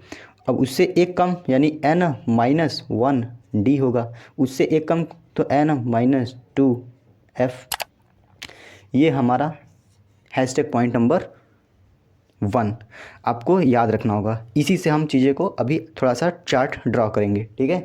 क्या करना है, जो कोफिशिएंट s का होगा वहीं कोफिशिएंट p का होगा, ठीक है। यहाँ पे जो लिखा जाएगा x y z कुछ भी, जैसे n होगा, हमने मान लिया n, तो n इसका भी होगा, उससे एक कम यानी n-1 d, उससे एक कम n-2। हैशटैग पॉइंट नंबर 2 क्या कहता है, हैशटैग पॉइंट नंबर 2 क्या कहता है कि जो s सबसे स्टार्ट होता है कहाँ से, 1 फर्स्ट सेल से, जो p सबसे स्टार्ट कहाँ से होता है, सेकंड सेल से, जो d सबसे स्टार्ट होता है थर्ड सेल से, और जो f सबसे स्टार्ट होता है फोर्थ सेल से। तो बस इसी का हैशटैग पॉइंट नंबर 2 और हैशटैग पॉइंट नंबर 1 आपको याद रखना है। अब हम इसको चार्ट को ड्रॉ करते हैं। देखो, जो फर्स्ट सेल होता है वहाँ जो s सब सेल होता है स्टार्ट होता है फर्स्ट सेल से, ठीक है। 1 लिख दिए, 1s, ठीक है। क्या हम 1p लिख सकते हैं, नहीं। जो कोफिशिएंट यहाँ था वहीं यहाँ पे लिखोगे तो 1p लिख सकते हो, नहीं, क्योंकि वो p सबसे स्टार्ट होता है सेकंड सेल से, नहीं लिखेंगे। अब यहाँ पे देखो 2s, और यहाँ पे 2p लिख दें, या जितना यहाँ पे जो कोफिशिएंट था 2, यहाँ पे भी 2 लिख दो, कोई दिक्कत वाली बात नहीं। थोड़ा सा दूर लिखते हैं, यहाँ पे लिखते हैं, ठीक है, 2p, ओके। अब हम बात करते हैं यहाँ पे 3s, यहाँ पे भी 3p लिख दोगे, जो यहाँ पे कोफिशिएंट था वहीं यहाँ पे कोफिशिएंट लिख दोगे, जैसा कि आप यहाँ पे देख सकते हो। हैशटैग पॉइंट नंबर 1 3p, यहाँ पे 4s, तो यहाँ पे भी 4p, यहाँ पे 5s, तो यहाँ पे भी 5p, यहाँ पे 6s, तो यहाँ पे भी 6p, यहाँ पे 7s, तो यहाँ पे भी 7s। जो यहाँ का कोफिशिएंट है यहाँ, वो भी यहाँ का कोफिशिएंट होगा। आई बात समझ में?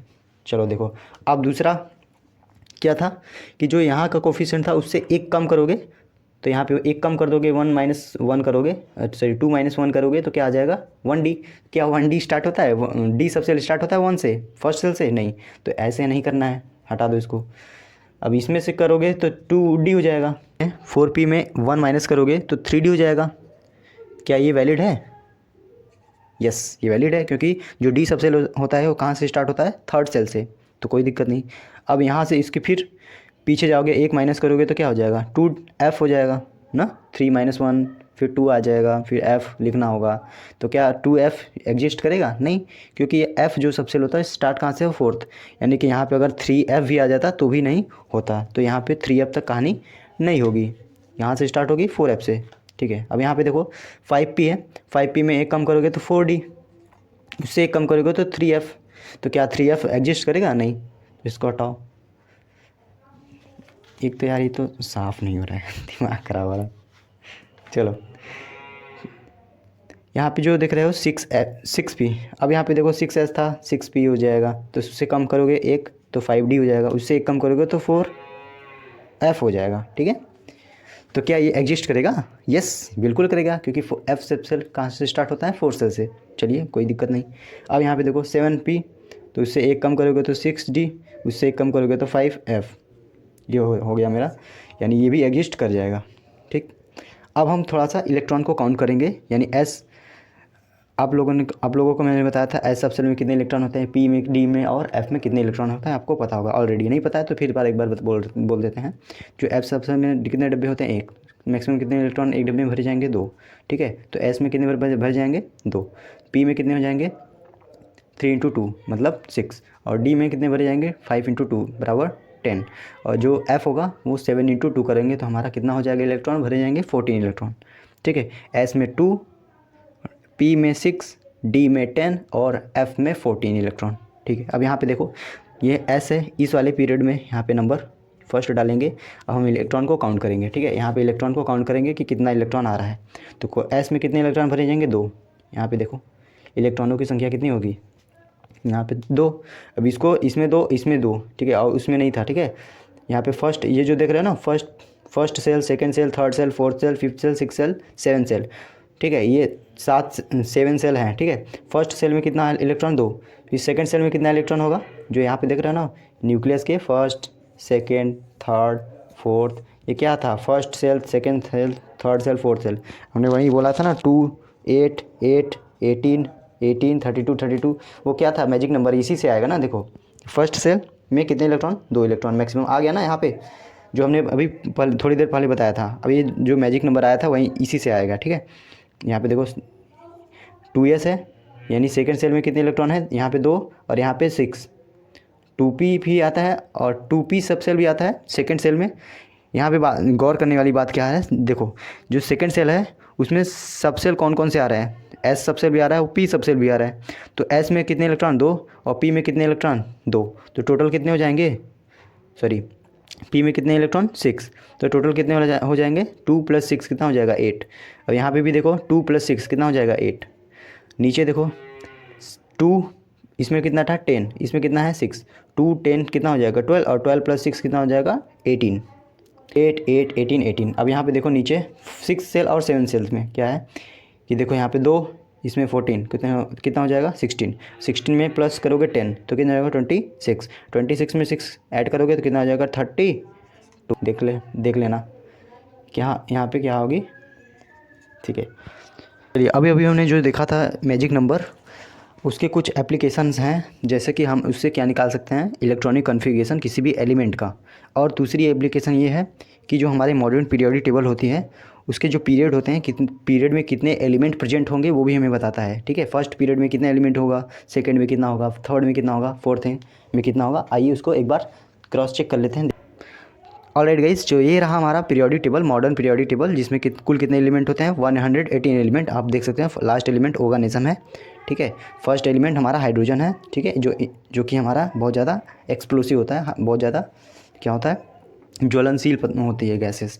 तो ऊपर से नीचे आने पे क्या होता है, टॉप टू बॉटम हमारे ग्रुप होते हैं, और लेफ़्ट टू राइट या राइट टू लेफ़्ट जो हॉरिजेंटल रो होती है हमारे क्या कहलाता है, पीरियड कहलाते हैं। तो टोटल कितने पीरियड होंगे, 1 to 7, 1 2 3 4 5 6 7, यहाँ पे आप देख सकते हो, ठीक है। क्यों सर जी इसको भी नहीं लेना चाहिए, अरे यार ये जो ऊपर वाला देख रहे हो लेंथेनाइड इसे बोलते हैं, नीचे वाले को एक्टिनाइड बोलते हैं। जो लेंथेनाइड होता है देख रहे हैं 58 यहाँ से 71 तक, यहाँ पे इसमें रेंज में आएगा, यानी 6 पीरियड में ही आएगा। जो नीचे वाला है वो 7 पीरियड में आएगा, ठीक है, इसी का पार्ट है, ठीक है, इसी 6 और 7 का ही पार्ट है, इसीलिए ना 32 आया है।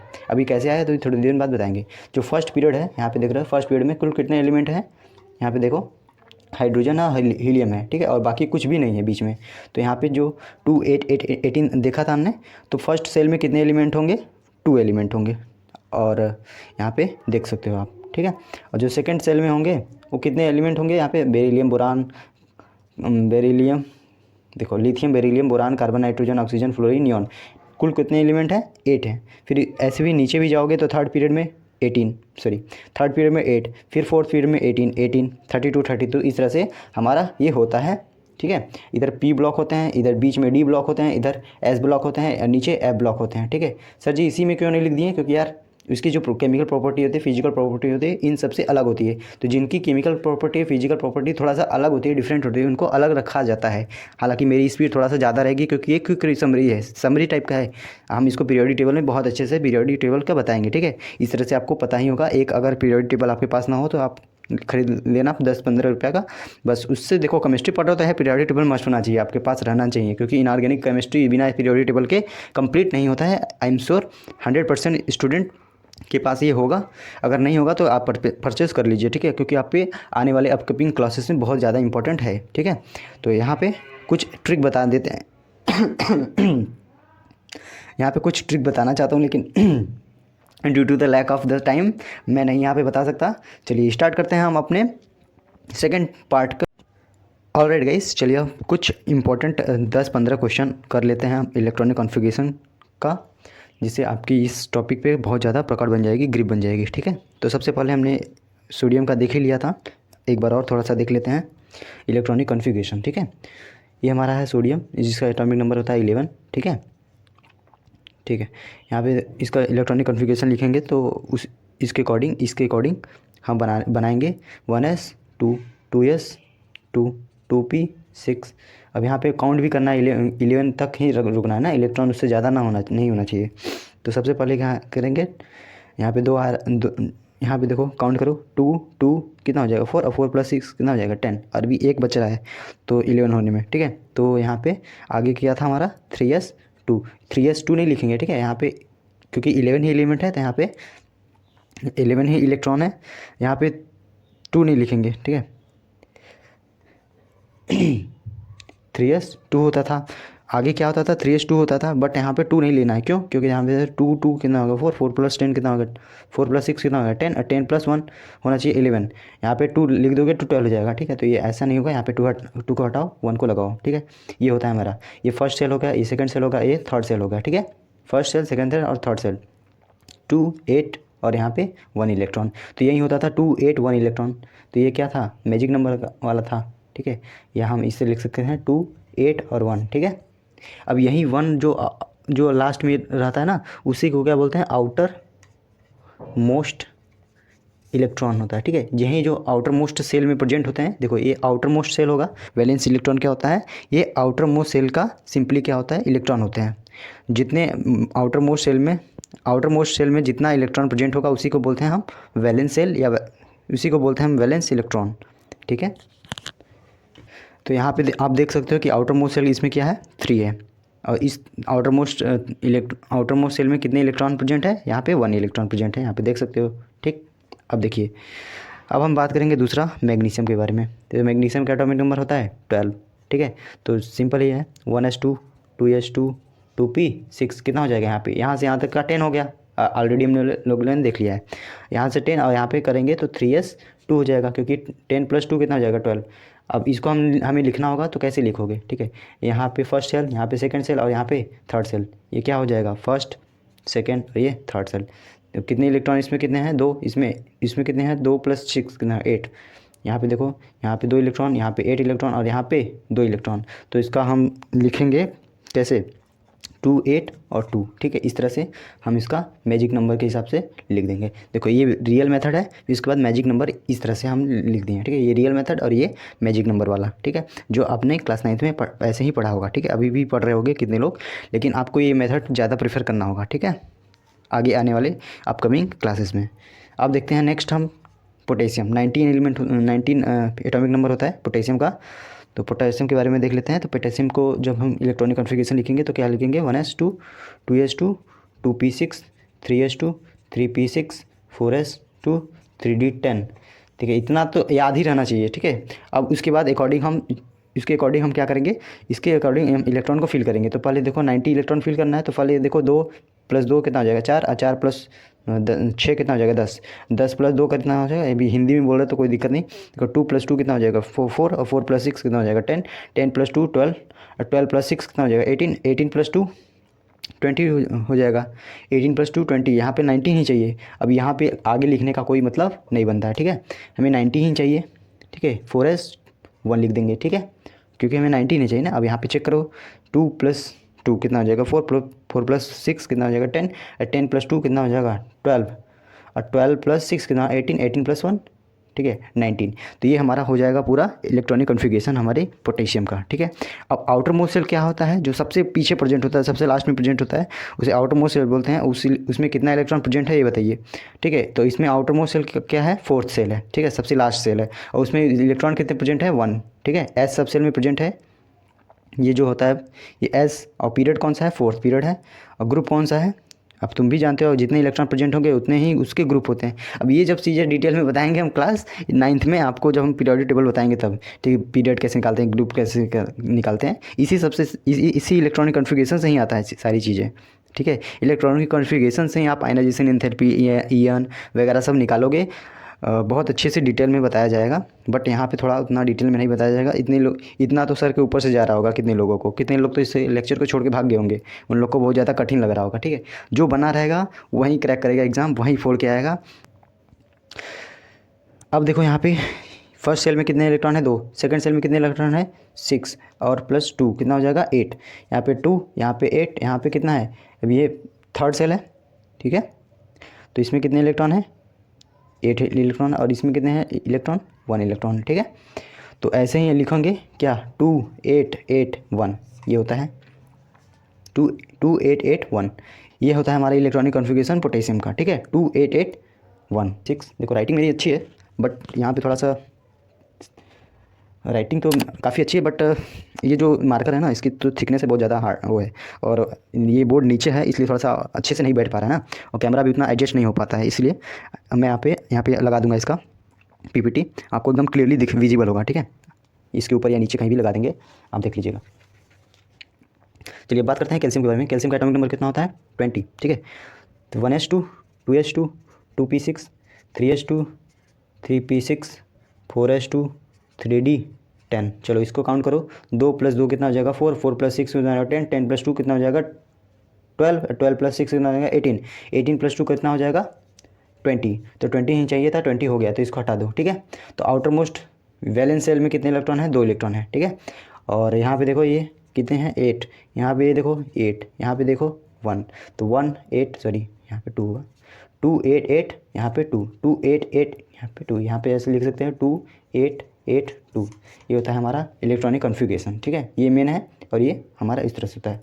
अभी हम इसको दो को निकालेंगे तो इस पर कितने चार्ज होंगे, पॉजिटिव चार्ज आता है +2 चार्ज, ठीक है। इस वैलेंस शेल को इलेक्ट्रॉन को निकालेंगे क्योंकि आउटर मोस्ट में 8 इलेक्ट्रॉन चाहिए होता है ना। यहाँ पे इस 2 को निकालेंगे तो यहाँ पे वैलेंस शेल में 8 इलेक्ट्रॉन हो जाएगा। तो कोई भी एलिमेंट अपने वैलेंस शेल में कितना इलेक्ट्रॉन चाहता है, वो इनर्ट होना चाहता है, इनर्ट गैस कन्फिगरेशन में होना चाहता है उसके वैलेंस शेल में, यानी लास्ट इलेक्ट्रॉन ये इलेक्ट्रॉन निकल जाएगा तो लास्ट शेल कौन सा होगा, यही वाला होगा ना। तो यहाँ पे ये जो सेल हटा दोगे, ये जो है 4th सेल हटाओगे तो लास्ट सेल क्या बचेगा, यही हो जाएगा ना, 3rd सेल बचेगा। तो यही कहा जाता है कि जिसमें कैल्शियम पे +2 क्यों आता है, कैल्शियम पे -2 क्यों नहीं आ सकता, ठीक है। ये सब सारी चीज़ें हम चेक करेंगे, ठीक है, अभी थोड़ी देर बाद इसको करने के बाद, ठीक है। ये सारी चीज़ें अभी चेक करेंगे। इस पर कैल्शियम पे +5 क्यों नहीं आ गया, ये भी देखेंगे, ठीक है। आना तो चाहिए था ना, ये +2 ही क्यों आता है, आप लोगों ने कई बार देखा होगा +1 क्यों नहीं आ सकता, नहीं आ सकता ना, क्योंकि यहाँ पे इसको देखो वैलेंस करने के लिए, इसके आउटर मोस्ट सेल को 8 बनाने के लिए क्या करना पड़ेगा, या तो तुम अलग से क्या करोगे, इलेक्ट्रॉन को लाओगे, 6 इलेक्ट्रॉन लाना पॉसिबल नहीं होगा क्योंकि इसमें आउटर मोस्ट में 8 बनाने के लिए 6 इलेक्ट्रॉन लाना पॉसिबल नहीं होगा, बट यहाँ पे निकालना पॉसिबल है। इसीलिए क्या कहा जाता है कि मेटल क्या होते हैं, इलेक्ट्रो पॉजिटिव होते हैं, क्योंकि इस पर पॉजिटिव चार्ज आती है और इलेक्ट्रॉन के आने की वजह से पॉजिटिव चार्ज आती है। थोड़ा सा आपको बोरिंग टाइप का लग रहा होगा फिलहाल में, चलिए इसको छोड़ देते हैं। यहाँ पर फ्लोरीन होता है, फ्लोरीन का एटॉमिक नंबर कितना होता है 9। चलिए इसको इलेक्ट्रॉनिक कन्फिगरेशन कर देंगे तो 1s2 2s2 2p6 3s2 3p6। चलो 2 कितना हो जाएगा 4, 4 + 6 कितना हो जाएगा 10, और 10 + 2 कितना हो जाएगा 12 हो जाएगा। तो ये तो ज़्यादा हो रहा है यार, हमें 9 ही चाहिए, ठीक है। 2 2 4 और 4 5, ये हटाओ इसको, यहाँ पे कितना हो जाएगा 5, काउंट करो 2 2 4 4 + 5 कितना हो जाएगा 9। तो देखो लास्ट इलेक्ट्रॉन कौन सा है, किस में गया है, p सबसेल में गया है, तो p सबसेल में गया है तो p ब्लॉक एलिमेंट होगा, ठीक है। और कौन से पीरियड में गया है, दूसरा पीरियड में गया है, और कितने इलेक्ट्रॉन है 5वां इलेक्ट्रॉन है, ठीक है। तो आप इसको कवर कर सकते हो। इसको देखो यहाँ पे देखो ये कितना हो जाएगा, ये कितना हो जाएगा, यहाँ पे 2 है और इन दोनों को मिलाओगे 2 + 5 कितना होगा 7, ठीक है। इसका इलेक्ट्रॉनिक कन्फिगरेशन लिखेंगे तो 2 और 7 लिखेंगे, ठीक है। इसीलिए देखो F पे माइनस चार्ज आता है, क्यों आता है, क्योंकि इसमें आउटर मोस्ट में 8 करना होगा तो एक इलेक्ट्रॉन उसको देना पड़ेगा, ठीक है। यहाँ पे वापस से इसको इलेक्ट्रॉन देना पड़ेगा तो यहाँ पे 8 हो जाएगा, ठीक है। तो इसलिए यहाँ पे निगेटिव चार्ज आता है। अब वो भी कैसे आएगा, थोड़ी देर वेट कर लो, बस हम बता देंगे, ठीक है। 7 हो गया, ठीक है। ये हो गया इसका इलेक्ट्रॉनिक कन्फिगरेशन। अब हम देखते हैं ऑक्सीजन का। ऑक्सीजन का एटॉमिक नंबर कितना होता है 8, 1s2 2s2 2p 4 होगा, ठीक है कि नहीं। 2 2 4 और 4 कितना हो जाएगा 8 हो जाएगा। ये 2 और ये 6, ये हो जाएगा 2 और ये 6, ठीक है। नेक्स्ट हम बात करने वाले हैं नाइट्रोजन के बारे में। नाइट्रोजन पे कितना होता है, अब इसमें देखो यहाँ पे कितना इलेक्ट्रॉन चाहिए, 2 इलेक्ट्रॉन चाहिए, ठीक है। 2 इलेक्ट्रॉन चाहिए तो इसमें -2 आएगा क्योंकि इसमें -1 आ रहा था, 1 इलेक्ट्रॉन चाहिए आउटर मोस्ट में होने के लिए, ठीक है। और अगर वो इलेक्ट्रॉन निकालता हो तो पॉजिटिव चार्ज आता है, इस पर इलेक्ट्रॉन देना पड़ेगा तो इसमें निगेटिव चार्ज आएगा, ठीक है। वो पॉजिटिव चार्ज निकालने पे कैसे आ गया, देने पे कैसे आ गया, ठीक है, वो हम देखेंगे अभी थोड़ी देर बाद। ये देखो इस पर 2 इलेक्ट्रॉन चाहिए था तो इस पर 2 माइनस चार्ज आया है, ठीक है। तो जल्दी आप लोगों ने देखा होगा कि ऑक्सीजन पे कितने चार्ज आते हैं 2। ये सब बहुत इंपॉर्टेंट है यार, ये सब फार्मूला बनाने में बहुत इंपॉर्टेंट है, इसी सब चीज़ों से आती है कॉन्सेप्ट। देखो यहाँ पे n पे देखोगे तो -3 चार्ज आएगा, वो कैसे आएगा देखो यहाँ पे देखो n का इलेक्ट्रॉनिक कन्फिगरेशन करोगे तो n 7 होना चाहिए ना, 1s2 2s2 2p 3 होगा। अब देखो यहाँ पे ये है 2 और यहाँ पे कितना हो जाएगा 2 + 5, ठीक है 2 और 5। आउटर मोस्ट में हमें करना है 8। अब 8 ही क्यों करना होता है, क्योंकि वो इनर्ट होना चाहते हैं ना, इनर्ट गैस कन्फिगरेशन करोगे। हम अभी थोड़ी देर बाद देखेंगे इनर्ट का गैस का कन्फिगरेशन, ठीक है, जैसे नियॉन आर्गन क्रिप्टॉन जिनॉन। तो उसका जो होता है आउटर मोस्ट सेल में या वैलेंस सेल में टोटल कितने इलेक्ट्रॉन होते हैं 8, तभी वो स्टेबल होते हैं ना, किसी और से रिएक्शन नहीं करते हैं। तो वही चीज़ होता है इलेक्ट्रॉनिक कॉन्फ़िगरेशन में। आउटर मोस्ट में सभी एलिमेंट चाहते हैं कि हमारा आउटर मोस्ट, हमारा ऑक्टेट कंप्लीट हो, हमारे ऑक्टेट कंप्लीट होना चाहिए, तभी वो स्टेबल होते हैं, ठीक है।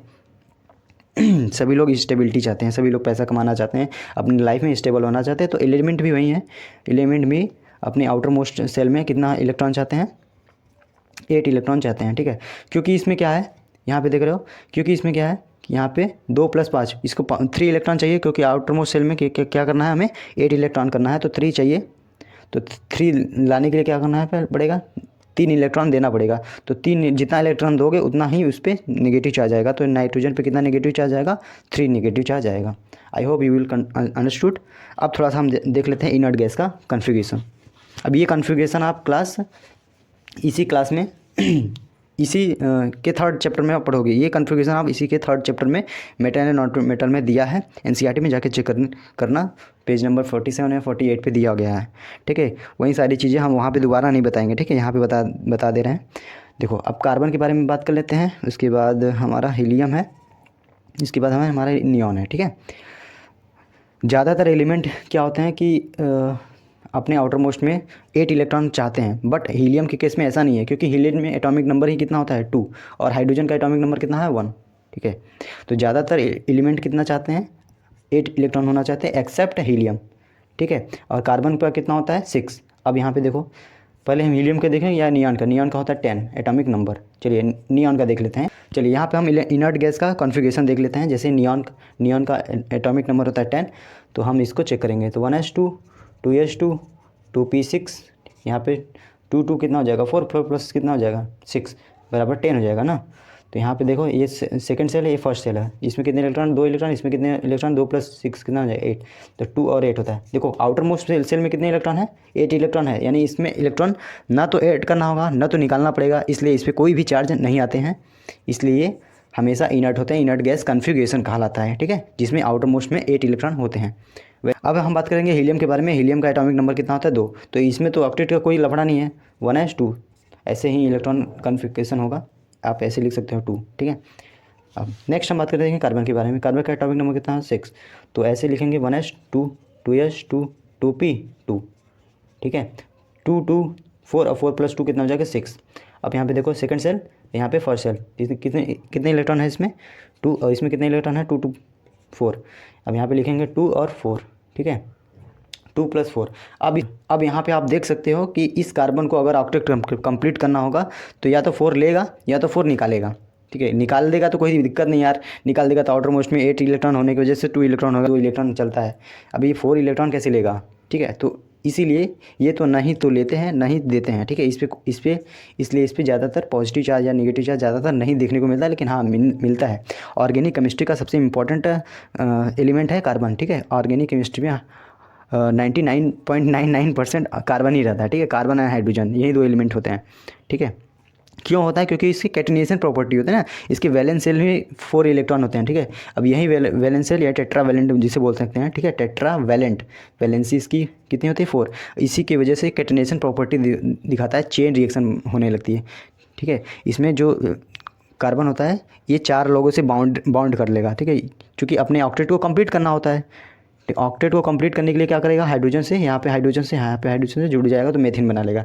इस तरीके से आप लोगों ने देखा होता है। इसके बारे में हम ज़्यादा बातें नहीं करेंगे, यहाँ पे हम बता रहे हैं, बस थोड़ा ओवरव्यू बता रहे हैं, ठीक है। इस बहुत ज़्यादा नहीं बताएंगे, ये चुस्की ले लो बस। उसके बारे में हम और डिटेल में बताएंगे हम कार्बन एंड इस कंपाउंड वाले चैप्टर में, ठीक है। चलिए अब ये हमारा हो गया पूरा हमारा electronic configuration. I hope you all understood already guys. अब हम देखते हैं कि जो हमारे एलिमेंट होते हैं उसमें -3 चार्ज, ठीक है, N पे -3 चार्ज आ गया, ऑक्सीजन पे -2 चार्ज आ गया। अभी थोड़ी डिटेल में बात करते हैं, ठीक है। ऑक्सीजन पे -2 आता है, कैल्शियम पे +2 आता है, ठीक है। फ्लोरीन पे -1 आता है, क्लोरीन पे भी -1 ही आता है, ठीक है। सोडियम पे +2 आता है, क्या +1 आता है ना, हाँ याद है, चलो। नियॉन पे कोई चार्ज आता है, नहीं आता, ठीक है। अब ये सब आता क्यों है, इस पे प्लस भी तो आना चाहिए था। N पे -3 क्यों आता है बार बार, -5 भी आ सकता था, -2 भी आ सकता था, +2 +5 +3 कुछ भी एनीथिंग आ सकता था कि नहीं, आ सकता था, लेकिन ऐसा नहीं होता है। क्यों नहीं होता है, इसके पीछे रीज़न है। क्या रीज़न है बताइए। चलिए सबसे पहले आप लोगों ने जाना था जो हमारे बीच में क्या होता है न्यूक्लियस, और इसकी चारों तरफ इलेक्ट्रॉन रिवॉल्व करते हैं, ठीक है। अभी जो आउटर मोस्ट सेल में इलेक्ट्रॉन रिवॉल्व करेंगे उसे ही वो वैलेंस सेल बोलते हैं, ठीक है। तो सपोज करो इसमें एक ही सेल है तो यहीं इसका आउटर मोस्ट सेल होगा, ठीक है। लेट सपोज इसमें कितने पॉजिटिव चार्ज हैं 5, ठीक है। न्यूट्रॉन पे कोई चार्ज उसका होता नहीं है, ठीक है। इस पर पॉजिटिव चार्ज कितने हैं 5, और इस पर इलेक्ट्रॉन भी कितने हैं 5, तो निगेटिव चार्ज कितना हो जाएगा 5। तो 5 ये और 5 ये दोनों आपस में क्या करेंगे, न्यूट्रल हो जाएंगे, ठीक है। अभी फ़िलहाल के लिए ये न्यूट्रल है। बाय डिफ़ॉल्ट अगर हम किसी भी तरीके से इसमें से इलेक्ट्रॉन निकाल दें, इस एटम में से इलेक्ट्रॉन को निकाल देते हैं, लेट सपोज एक इलेक्ट्रॉन को यहाँ से हम धक्के मार के निकाल देते हैं कि निकल जा मेरी आंखों के सामने से, दूर चला जा, तो यहाँ पे एक इलेक्ट्रॉन 1 इलेक्ट्रॉन निकल जाएगा, किसी भी रीजन से हो सकता है, ठीक है। तो यहाँ पे कितना बच जाएगा, 4 इलेक्ट्रॉन बच जाएंगे, ठीक है। जब इस एटम में 4 इलेक्ट्रॉन बचेंगे, 5 पॉजिटिव चार्ज बचेगा, यानी 5 प्रोटॉन बचेंगे। तो जो इसका 4 इलेक्ट्रॉन होगा इसके 5 इलेक्ट्रॉन को क्या करेगा, बैलेंस पूरा तरह से नहीं कर पाएगा, क्योंकि ये 4 इलेक्ट्रॉन है, ये 5 प्रोटॉन है। तो इसका 4 इलेक्ट्रॉन इसके 4 पॉजिटिव चार्ज को बैलेंस करेगा, बाकी एक पॉजिटिव चार्ज इस पर रहेगा। तो इस पूरे एटम पे कितना चार्ज आएगा, एक पॉजिटिव चार्ज। एक इलेक्ट्रॉन निकलने की वजह से एक पॉजिटिव चार्ज आएगा। तो जो भी एलिमेंट होगा यहाँ पे इसका सिंबल लेना, लेट सपोज करो ए था इसका सिंबल, ठीक है। कोई भी एलिमेंट है, मान लो इसका ए था, तो इस पे ए पे कितना पॉजिटिव चार्ज आएगा, एक इलेक्ट्रॉन के निकलने की वजह से एक पॉजिटिव चार्ज आएगा, ठीक है। पॉजिटिव चार्ज क्यों आ रहा है, क्योंकि एक इलेक्ट्रॉन निकल रहा है, तो इसमें क्या आ रहा है 4 इलेक्ट्रॉन था और यहाँ पे फर्स्ट पॉजिटिव चार्ज है। I hope you will understand, ठीक है। अब यहाँ पे लेट सपोज करें हमने दो इलेक्ट्रॉन भगा दिया, ठीक है, चल निकल जा, तू भी निकल, तो इसको भी निकाल दिए, तो यहाँ पे बचेगा कितना 3। यहाँ पे 3 इलेक्ट्रॉन इसके 3 प्रोटॉन को बैलेंस करेगा, बट 2 प्रोटॉन एक्स्ट्रा इसके पास रह जाएंगे, तो इस एटम पे कितना हो जाएगा चार्ज, यहाँ पे 2 हो जाएगा, ठीक है। अब हमने कहा नहीं, ये मज़ा नहीं आ रहा यार, एक और निकालो, ठीक है, और निकाल दो। तो 3 इलेक्ट्रॉन निकाल दिए, हालांकि निकालने में बोल रहे तो अच्छी बात है, निकाल रहे हो, तो इतना एनर्जी देना भी पड़ता है, खर्चा करना पड़ता है, रुपया पैसा देना पड़ता है तभी निकलते हैं, ऐसे इतनी आसानी से नहीं निकलते, ठीक है। क्योंकि यार ये न्यूक्लियस है, ठीक है। न्यूक्लियस अपने इलेक्ट्रॉन को जो देखो यहाँ पे एक निकालोगे तो याद चलेगा, तो निकालेगा, लेकिन जो बचे रहेंगे उसको और जकड़ेगा ना, और भी तेज़ी से पकड़ लेगा टाइट, हम नहीं निकलने देंगे, चाहे जितना भी रिश्वत दो, चाहे जितना भी घूसखोर दो, नहीं निकलेंगे अब, ठीक है। ये पकड़ के रखता है, इसको टाइटली रखता है, तो और भी एनर्जी देना पड़ेगा यार, आ जाओ, ठीक है। इसको और तरीके से एक और निकाल दोगे तो और टाइट पकड़ लेगा, ठीक है। तो ये न्यूक्लियस और पॉजिटिव चार्ज के बीच अट्रैक्शन का फोर्स होता है, जिसे हम बोलते हैं कूलम्बिक फोर्स, ठीक है। चलिए अब देखते हैं, यहाँ पे बोलना आसान है लेकिन निकालना बहुत कठिन है। अब देखो यहाँ पे 3 इलेक्ट्रॉन निकालोगे, तो यहाँ पे 3 इलेक्ट्रॉन निकाल दिए, यहाँ पे कितना था 5 इलेक्ट्रॉन इसमें, 5 प्रोटॉन इसमें निकाल दोगे, तो इसमें बचेगा कितना इलेक्ट्रॉन, 2 इलेक्ट्रॉन बचेगा। अब ये 2 इलेक्ट्रॉन इसके 2 प्रोटॉन को बैलेंस करेगा, और 3 इस पे पॉजिटिव चार्ज आएंगे, ठीक है। यहाँ पे लिख देंगे इस एटम पे +3, ठीक है। I hope you will understood. अब हम चलिए इसका ठीक उल्टा काम करते हैं, इलेक्ट्रॉन को जो हम निकाल रहे थे अब हम इलेक्ट्रॉन को देंगे, ठीक है। चलो भैया अब स्टार्ट हो जाओ, किसी भी तरीके से हम इलेक्ट्रॉन को इसमें डालेंगे। इलेक्ट्रॉन को फर्स्ट इलेक्ट्रॉन डालेंगे, तो यहाँ पे कितना था इलेक्ट्रॉन, 5 इलेक्ट्रॉन था, ठीक है, तो 5 प्रोटॉन था। अब किसी भी तरीके से हमने एक इलेक्ट्रॉन डाला, तो ये 5 प्रोटॉन, ये 5 इलेक्ट्रॉन पहले क्या था, इनिशियली बैलेंस थे। एक इलेक्ट्रॉन डालने की वजह से ये 5 प्रोटॉन इस 5 इलेक्ट्रॉन को न्यूट्रलाइज कर देगा, लेकिन एक एक्स्ट्रा आने की वजह से इस पर कितना चार्ज आ जाएगा, नेगेटिव आएगा पॉजिटिव, क्योंकि ये नेगेटिव आ रहा है ना, तो नेगेटिव आएगा, ठीक है। यहाँ पे ए पे नेगेटिव चार्ज आएगा, एक नेगेटिव आ रहा है, एक इलेक्ट्रॉन के आने की वजह से एक नेगेटिव चार्ज आ रहा है। लेट सपोज 2 आ जाएगा, तो इस पर 2 पॉजिटिव चार्ज आएगा, यहाँ पे 3 आ गया तो इस पर 3 नेगेटिव चार्ज आएगा, ठीक है। इस तरीके से ये सब चीज़ चलती है। I hope you will understood, ठीक है। जितना इलेक्ट्रॉन ऐड करोगे उतना उसी के रिस्पेक्ट में आपका ये होता है, इसीलिए यहाँ पे ये चीज़ आई है, इसी की वजह से ये सब चीज़ आई है। तो अब देख लेते हैं थोड़ा सा एलिमेंट के बारे में। तो एलिमेंट का ही हम करके देख लेते हैं। जैसे लेट सपोज करो आपने ऑक्सीजन ले लिया, तो ऑक्सीजन के आउटर मोस्ट में कितने इलेक्ट्रॉन होते हैं, बात कर लेते हैं यहाँ पे। तो ऑक्सीजन का जो एटॉमिक नंबर होता है वो 8 होता है, ठीक है। स्टार्ट करते हैं ऑक्सीजन का एटॉमिक नंबर कितना होता है 8, ठीक है। तो इसका इलेक्ट्रॉनिक कन्फिग्रेशन करो 1s2 2s2 2p4, ठीक है। 2 2 4 4 प्लस 2 2 4 4 प्लस 4 कितना हो जाएगा 8। यहाँ पे देख लो, यहाँ पे फर्स्ट एंड सेकेंड फर्स्ट यहाँ पे देखो 2 और यहाँ पे हो जाएगा 6। जो लास्ट सेल है उसमें कितने इलेक्ट्रॉन है? 6 इलेक्ट्रॉन है, ठीक है। तो इसमें हमें 6 इलेक्ट्रॉन को हमें 2 इलेक्ट्रॉन और चाहिए इसके ऑक्टेट कंप्लीट होने के लिए। यहाँ पे आउटर मोस्ट में 8 इलेक्ट्रॉन होना है, तो इसमें 2 इलेक्ट्रॉन और ऐड करना पड़ेगा, ठीक है। यहाँ पे ये आउटर मोस्ट सेल में हमें यहाँ पे 6 करनी पड़ेगी, तभी ये 2 + 6 मिला के क्या हो जाएगा? 8 हो जाएगा, ठीक है। यहाँ पे 2 एक्स्ट्रा जोड़ना पड़ेगा, तो 2 एक्स्ट्रा जोड़ने के लिए क्या करना पड़ेगा? 2 इलेक्ट्रॉन को लाना पड़ेगा। यहाँ पे 2 इलेक्ट्रॉन लाओगे तो जैसे ही इसके 2 इलेक्ट्रॉन दोगे तो इस पर कितना हो जाएगा टोटल आउटर मोस्ट में? 10 इलेक्ट्रॉन। ये 10 इलेक्ट्रॉन इसके 8 इलेक्ट्रॉन को बैलेंस कर पाएगा? नहीं, क्योंकि इसका 8 प्रोटॉन इसके 10 इलेक्ट्रॉन को न्यूट्रलाइज तो कर देगा, लेकिन इस पर 2 इलेक्ट्रॉन के आने की वजह से इस पर कितना नेगेटिव चार्ज डेवलप हो जाएगा? -2 नेगेटिव चार्ज डेवलप हो जाता है। तो यही इसका रीज़न होता है, ठीक है। यही इसका रीज़न होता है कि इस पर नेगेटिव चार्ज ही क्यों आता है, पॉजिटिव चार्ज क्यों नहीं आया? क्योंकि यार पॉजिटिव चार्ज कैसे आएगा? इलेक्ट्रॉन को एक तो खुद ही इलेक्ट्रॉन कम है आउटर मोस्ट में, 6 इलेक्ट्रॉन है, आप उसमें से 2 इलेक्ट्रॉन और निकाल लोगे तो 4 हो जाएगा ना। तो ये सब चीज़ें नहीं करनी है। चलिए अब दूसरा हम एग्जाम्पल देख लेते हैं। सोडियम होता है, सोडियम पे कितना होता है? इलेक्ट्रॉनिक नंबर 11, ठीक है। सोडियम का एटॉमिक नंबर कितना है? 11। इसको चेक कर लेते हैं, 1s2 2s2 2p6 3s2 2 + 4 4 यहाँ पे, हाँ 1 हो जाएगा, ठीक है, ठीक है। अब इसको क्या करेंगे? आउटर मोस्ट सेल में कितने इलेक्ट्रॉन है? 1 इलेक्ट्रॉन है, यहाँ पे देख सकते हो। ये फर्स्ट सेल, सेकंड सेल और ये थर्ड सेल, लास्ट सेल, ठीक है। आउटर मोस्ट सेल इसके कितने हैं? इलेक्ट्रॉन 1 इलेक्ट्रॉन को निकालेगा तो यहाँ पे कितना आएगा? 2 8 और यहाँ पे 1।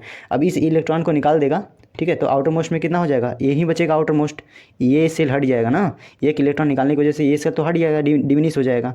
तो आउटर मोस्ट सेल क्या बचेगा यहाँ पे? 8, तो यहीं बचेगा 2 और 8। तो इलेक्ट्रॉन को क्या करेगा? 1 इलेक्ट्रॉन निकालने की वजह से कि क्या होगा? इस पर 1 पॉजिटिव चार्ज आएगा। देखो कैसे आता है। तो सपोज करो इसमें कितने इलेक्ट्रॉन थे? 11 इलेक्ट्रॉन थे। 1 इलेक्ट्रॉन हमने किसी भी तरीके से हमने यहाँ पे इसका निकाल दिया, तो इसका कितना बचेगा यहाँ पे? 10 इलेक्ट्रॉन। तो 10 इलेक्ट्रॉन इसके 10 प्रोटॉन को न्यूट्रलाइज करेगा, लेकिन यहाँ पे 1 पॉजिटिव चार्ज रहेगा इस पूरे एटम पे। तो इसलिए हमें सोडियम पे कितना आता है? +1 चार्ज आता है। I hope you will understand, ठीक है। अब ये हमारा पूरा चीज़ हो चुका है बहुत अच्छे तरीके से, पूरा बेसिक कंप्लीट हो गया है। अब हम थोड़ा सा देख लेते हैं वैलेंसी और ऑक्सीडेशन स्टेट क्या होता है, इनमें डिफरेंसेस क्या होते हैं। इन सभी चीज़ों को देखने के बाद हम फिर ऑक्सीडेशन नंबर निकालने के तरीके देखेंगे, फिर उन तरीक़ों से फिर रेडॉक्स रिएक्शन को कंप्लीट करेंगे, ठीक। बस 2-3 और है, बस अब चीज़ें बहुत ज़्यादा स्मूथली चलेंगी। ये सब कॉन्सेप्ट है, देखो ये सब सारी चीज़ें जो मैंने बताया ना, ये सब कॉन्सेप्ट हैं, ये सब थ्योरी नहीं होता है, एक एक पॉइंट को बताया जाता है। हालांकि राइटिंग आप लोग को थोड़ा सा कड़ भी लग सकती है बाय डिफ़ॉल्ट, क्योंकि यार क्या ही कर सकते हैं। चलो